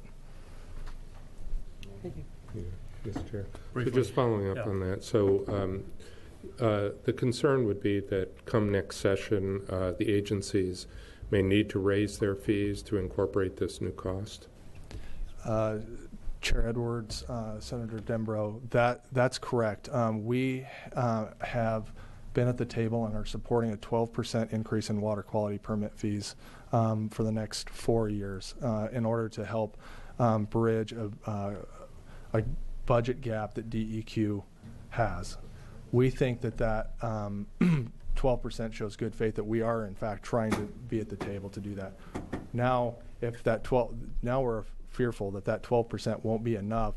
Now that ODF&W will also have an invoice on top of the current costs of the water quality program, and that could exist in many cases, like with DSL and removal fill permits.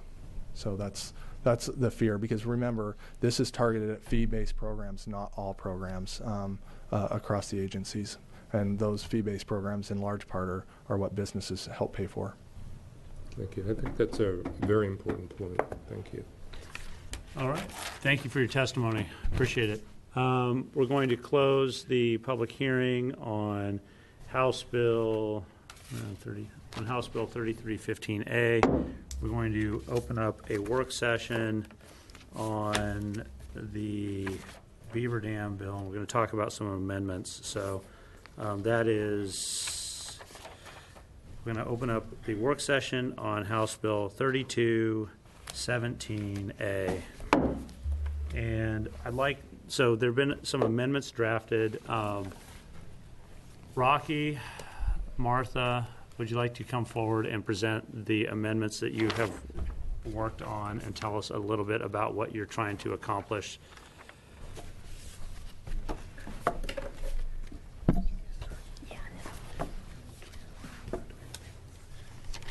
Chair Edwards, members of the committee, Rocky Dahlem on behalf of Sylvie's Valley Ranch. And I think generally, before we get into the technical amendments, what we're trying to accomplish is a pilot program where these artificial beaver dams can be used for stream restoration. In my original testimony and Martha's submitted testimony, the down cutting and incised streams, and solving that problem by using ABDs to start creating beaver habitat as may have existed in the past. Specifically with the amendments, our goal at the -6s, following on several conversations with other stakeholders, including Water Watch and feedback from ODF&W and DSL, is to address some of the concerns about materials and construction of the ABDs. Some other things that came up in the hearing last week about in-stream water rights, and I'll let Martha take over and walk through the -6s and what we've tried to do. I think the important piece that we've focused on is maintaining a pilot program in the Malheur Basin that's usable and accessible by landowners to use their private funds to undertake these types of projects. And I know that you heard testimony from other stakeholders about the outcomes of this project, that people have, or there's demonstrated evidence that these ABDs are actually addressing the erosion of streams and the habitat. And so we want to make sure that since this program would be funded by private landowners, that we maintain that accessibility for landowners and something that's practical. So. All right, thank you. Go ahead. Thank you, Mr. Chair, members of the committee. My name is Martha Pagel here on behalf of Sylvie's Valley Ranch.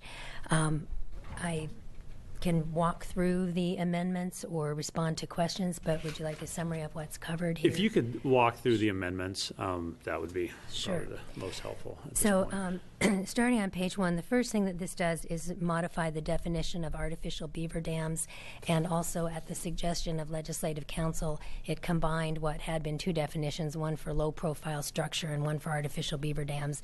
It's now together as a definition for artificial beaver dams, and the main change there is in capital B on line 9. That is an attempt to respond to concerns that these structures would be so massive and that they would extend beyond the natural floodplain. And so what this clarifies is that for the portion of the beaver dam that's actually in the stream channel and passing water through it, no portion of that would be higher than the natural or the historical floodplain that you're trying to restore. Portions that are outside of that and not passing water would be up to 2 feet higher than that. So it just clarifies the definition that had been previously in the 3217A with respect to artificial beaver dams and low-profile structures. Then there are just some adjusting language of changing the lettering and the wording. If we go down further on that page, the next change is in the definition of qualifying stream, and I'd call your attention to line 21 on page 1 of the amendments, where we inserted wording to clarify that the qualifying streams, at the time that they begin work, they don't have either natural beaver populations or native migratory fish, and the clarifying language is that, and they haven't had that for at least 20 years, and this was intended to respond to comments that the bill should be limited to streams that don't have any historically native migratory fish, which would be going back to statehood. And the point there is that it really doesn't make sense to have a bill that applies to streams that never had native migratory fish, because why would you put the time and effort into restoring those streams to try to bring fish back if they never had them in the first place? But we definitely want to limit the applicability to streams that do not have fish now, so you're not putting any existing native migratory fish at risk with that. Moving on the next page, the next changes are to try to provide a little more specificity as to the types of issues that are to be addressed in the rules. And I would just underscore that ultimately what the requirements for these artificial beaver dams are going to be prescribed in rules that would be adopted by the Department of State Lands and ultimately subject to whatever they and the land board choose to put into those rules. But we did add clarification regarding using only natural and locally available materials. This does include rock, and that's been one of the points of contention as to whether rock materials could be used. But this would allow that, subject to whatever other details are included in the rulemaking. Other new wording beginning on line 12. The idea here is that artificial beaver dams are to design so that they're unlikely to wash out, but they can wash out over time. And that sounds a little wishy-washy, but the idea here is to respond to the comments that came in that these structures would be so massive and create these permanent impoundments. And that's not the intention. The intention is that over time the stream will be naturalized, but they have to be strong enough at the outset so that they're not going to immediately wash out, which could cause sedimentation and other problems on one hand, and also that would undermine the purpose in the first place. So that clarification was added. Further clarifications, responding, I jumped down to line 26, talking about the requiring the ABDs to be maintained for a period of at least 10 years. This is again to clarify and respond to concerns about the landowner's obligation as they're participating in the program. But we also added wording to say that they would have to be maintained unless either A, they are already functioning and the stream is restored, or B, if the Department of State Lands determines that they are not having the desired effect, then in that case, the new wording also clarifies that DSL could order the landowner to modify it or breach it or remove that if necessary if they are not functioning in the way that they were intended. And that was, again, trying to respond to concerns that we heard.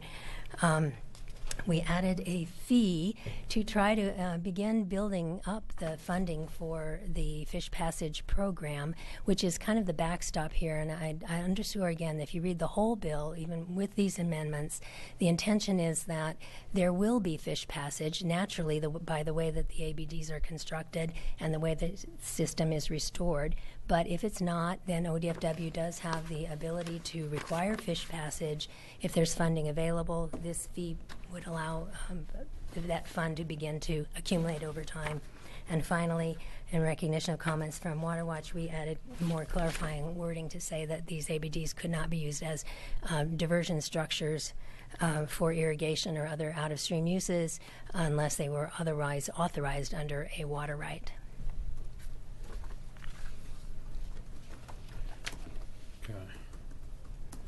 Questions on that? Okay, so that's a summary of what the amendment does. Questions by members of the committee about this amendment? I have. Yeah. Senator Olson. Thank you, ma'am. You'd mentioned on page 2, line 8B, provide that artificial beaver dams shall be constructed using natural and locally available materials. A typical beaver dam that's already been there uses little saplings and all that stuff. And if there's no beaver dam there, how do you replace those locally available materials? Would you use like juniper or something to that nature? Or Mr. Chair, Senator Olson, at Sylvie's Valley Ranch, the material that they've used is rock that is available on the ranch in combination with woody debris that is available. Part of the problem on the streams that are so degraded is that you don't have that wood available, and to bring it in would create a large cost and wouldn't have the structure wouldn't provide the staying power that the rock would. So the concept here is to incorporate both rock and wood, and then over time, as you're also doing upstream restoration to help bring back the aspen and the other natural wood that would be available for the beaver when they're reestablished. follow-up? Yeah, follow-up. And what size rock would you be talking about? Because beavers typically don't move rock. Chair Senator Olson, yes, beavers would not typically use rock. They would use mud and wood, and so the rock would be of various sizes that would be available in sort of these small quarries that ranch operators typically have available to them on the property. Follow-up? Yeah, follow-up. I've seen some of those pictures. Is that what we're talking about, those big boulders? So Chair Senator Olson, some of them would be large boulders, some of them would be smaller sized rock mixed with mud, and again, these are issues that can be addressed in the rulemaking. Okay, thank you. Senator Dembo. Thanks.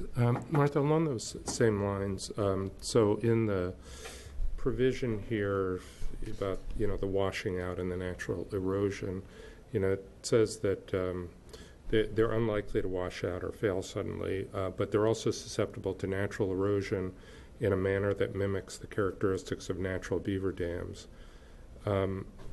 So beaver dams do wash out periodically, completely, right, or near completely. And I'm just wondering how this would work. If it mimics the characteristics of natural beaver dams, it's hard for me to see how the rock, with mud would wash out in the same way, in a way that mimics that regular erosion. Mr. Chair, Senator Dembro, the concept that we're trying to address here was that these structures, it's not like building a dam that is for the purpose of creating a reservoir that would be a permanent structure. So the way that the rocks are mixed with wood and mud and other materials would allow over time for the a strong stream flow to begin to erode it, and over time it may erode completely.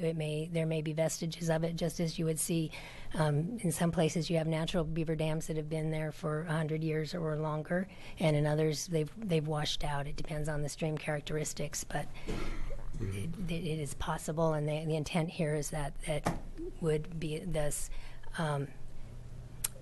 provide for that recovery to occur over a period of time, 10, 20 years, but eventually it would wear down and would not be replaced. The dams that are in place at Sylvie's Ranch have been there for a few years, some of them. How many of them have eroded out? Chair Senator Dembro, I don't really know, but we could find that out for you. Mr. Chair? Yeah. A question that I just thought about and has been asked to me several times is, as these structures are built and kind of holds back the water but still lets it run, the question that was asked to me was, what about water rights users downstreams? Are their rights affected by this retarded flow of stream? Mr. Chair, Senator Olson, at Sylvie's Valley Ranch, there has not been any indication of any adverse impacts on downstream water users. There have been no complaints to the Water Resources Department. The State Water Master has been out to look at it. They haven't found that it causes any misuse or problems with the water rights.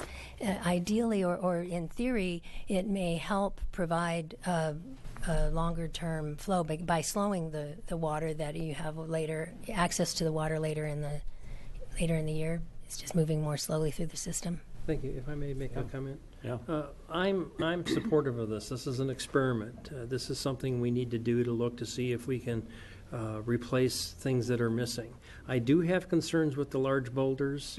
To me, the pictures I saw were of ponds, and they weren't typically to me, a shallow flooded wetland.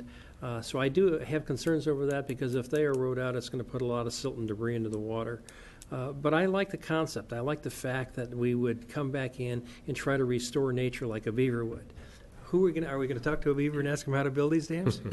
Are we going to? No, the question I make, and I say that with tongue in cheek, but are we going to have a series of diagrams and blueprints to show how to construct different forms of dams and different types of water resources? Mr. Chair, Senator Olson, the idea is that the rulemaking process that DSL would go through would include specifications and instructions. There will probably be guidelines and different types of options, just as you're suggesting. And I'm sitting here knowing that that's a lot of work to put together those rules and put together that guidance.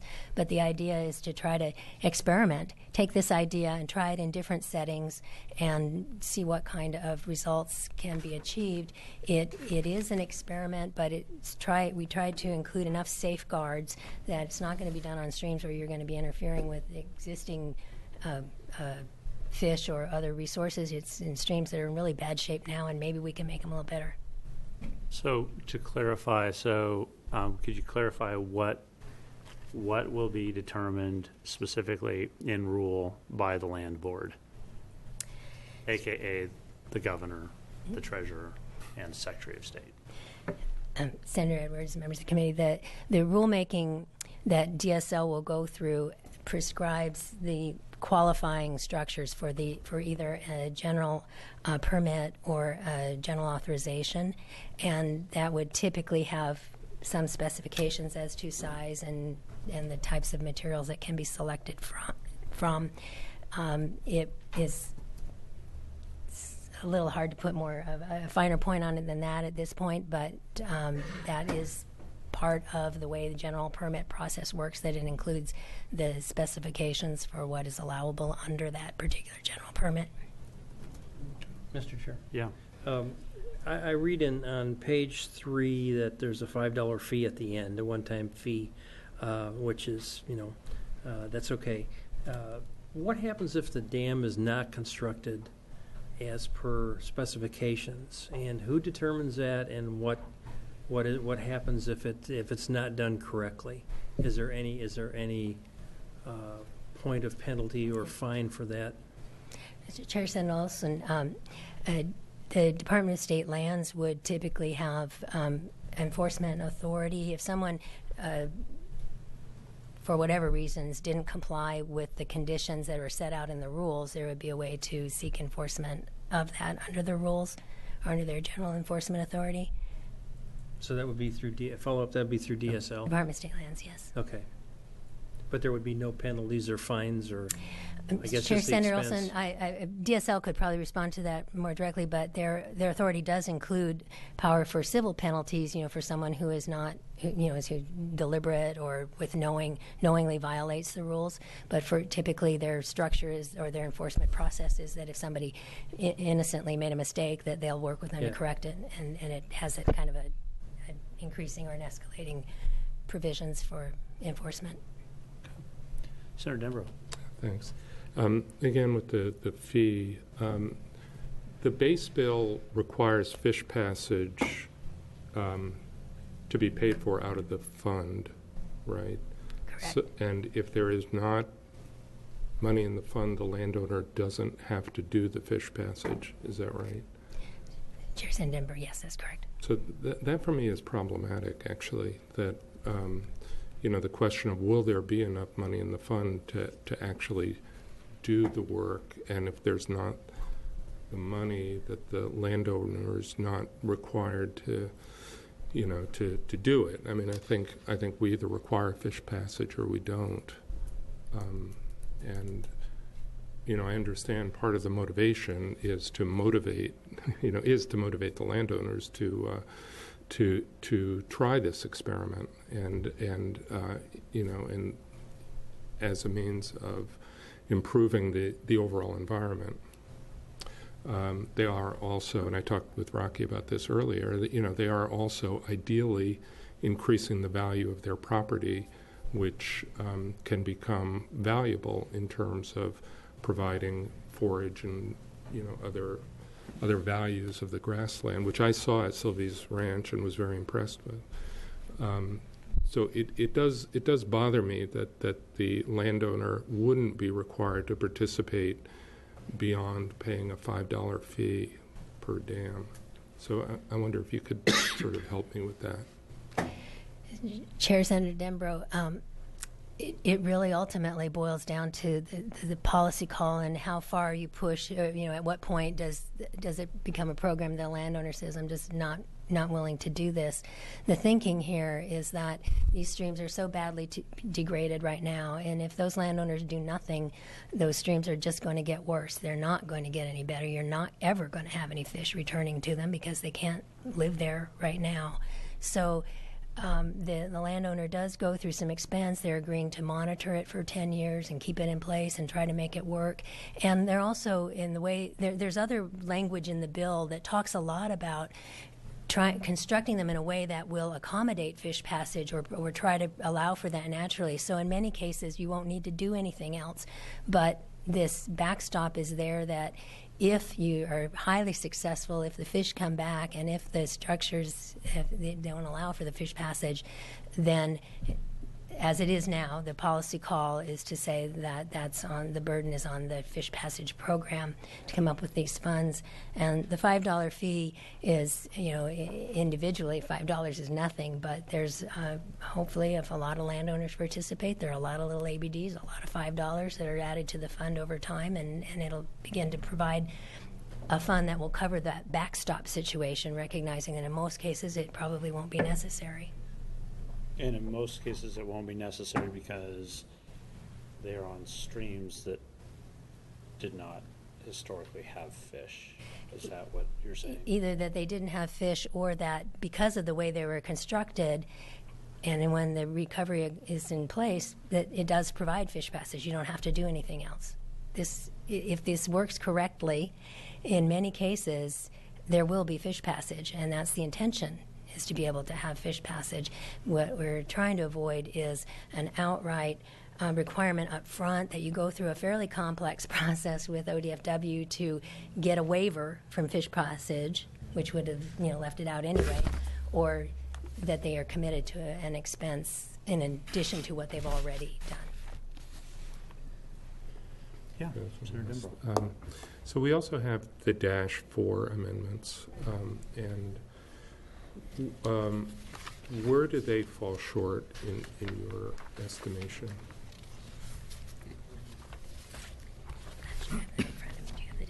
They only had 2 pages. And nor do they have a fiscal and a revenue statement. Yes, they were. Yeah. Yeah. They I tend think to that- emphasize more the softer structures, I think. Yes, Mr. Chair, Senator Dembro, and I think that the key issues with the -4s are that they, on the materials that are used, to say that in size, scale, materials, function, and porosity and permanence, the big issue there is materials, that this would seem to exclude the opportunity to use rock. And then the other change or difference, I think, is on that they weren't historically inhabited by native migratory fish. And again, that's sort of what's the point? Why would you go to this effort on a stream that never had native migratory fish? The idea is to be able to bring them back. But the change that in the -6s that you see would be to clarify that where you haven't had fish for the past 20 years. And somehow, somehow miraculously, and maybe red band trout aren't above some of these dams, but somehow miraculously there are fish that have ended up, that are now above some of these dams, some of the rock ones that are in place now. I found that interesting because we've been making some calls about, some of the background on this bill and stuff, and so kind of working through those issues now. But Yeah, I'm just wondering, Mr. Chair, what the problem is with the materials, the non-rock and mud materials, but those that are more porous and more woody. Mr. Chair, Senator Dembro, I think the issue really is the rock and the materials for two reasons. One is the cost to the landowner if you're not able to use materials that are readily available at the site, as in the -6 amendments, and the stability that if you use, for example, willow bundles that have been suggested or some other wood material, it is more prone to washing out more quickly and less likely to get the kinds of results that have been achieved at Silvies Valley Ranch. Yeah, Senator Edwards and Senator Debro, I think one other piece is the maintenance part, where you have a dam or ecology where beavers currently exist. They're maintaining those structures 24/7. When you put an ABD in an incised stream that's not had those beavers for a long time, you don't have that constant maintenance of the mud and the rest of the structure that keeps it in place. That's correct. all right, any other questions about the what are they? Sixes. Yeah. Okay. Senator Dembro, how are you feeling about the -6s? I like the -6s myself. I know not everybody's a big fan of them. I'm not really comfortable with it. Okay. But, I'm willing to give it more thought. Okay. Well, let's do that. Let's give the -6s some more thought. And we're going to carry the bill over because we don't have two committee members here, and I would like some more committee members here. So it's no big secret. I want to move this bill. I think it's one of those practical solutions that we struggle so hard to find, and it needs to be practical enough that people will actually use the tools that are available. So I'm sensitive to some of the concerns that have been raised, either by agencies or by some of the conservation advocates. However, other conservation advocates are in support of this approach. I'm definitely in support of this approach. It's just a matter of making sure we get the details right. So we don't have two committee members here. It doesn't do anybody any good to send this bill out of committee and then have to turn it around halfway to the Senate floor. So we will carry over. We're going to close the work session and carry it over to the next meeting. So with that, we're going to close we're only going to close this work session. Don't worry. We're going to carry over a bunch of stuff. So we don't want stuff inadvertently dying, although one thing is going to die on purpose. So we're going to close. Let's see, we were on House Bill 3217. So we're going to close the work session on House Bill 3217, and that bill will be carried over to the next meeting. We will also be, let's see, I've got everything's closed now that we had opened up. So I'm going to go through this list to make sure that we don't miss anything. So House Bill 2182, we worked that today already. House Bill 3188, we are going to carry it over. House Bill 3315, we are going to carry over. House Bill 2453, we are going to carry over. House Bill 2474, we are going to carry over. I guess some of these are A, but it's close enough. House Bill 2474, we're carrying over. House Bill 2475, we are carrying over. House Bill 2910, we are carrying over. That's one of my favorite little bills this session. House Bill with the -1 amendments. House Bill 3068 is going to be carried over. House Bill 3217, as I just stated, is going to be carried over. And House Bill 3382 is going to be carried over. We will not be carrying over House Bill 3367. That means that it is the end of the line for that bill this legislative session, but there's always next session. So with that, any questions from members of the committee? Thank you. Did I get everything? All right. We are adjourned.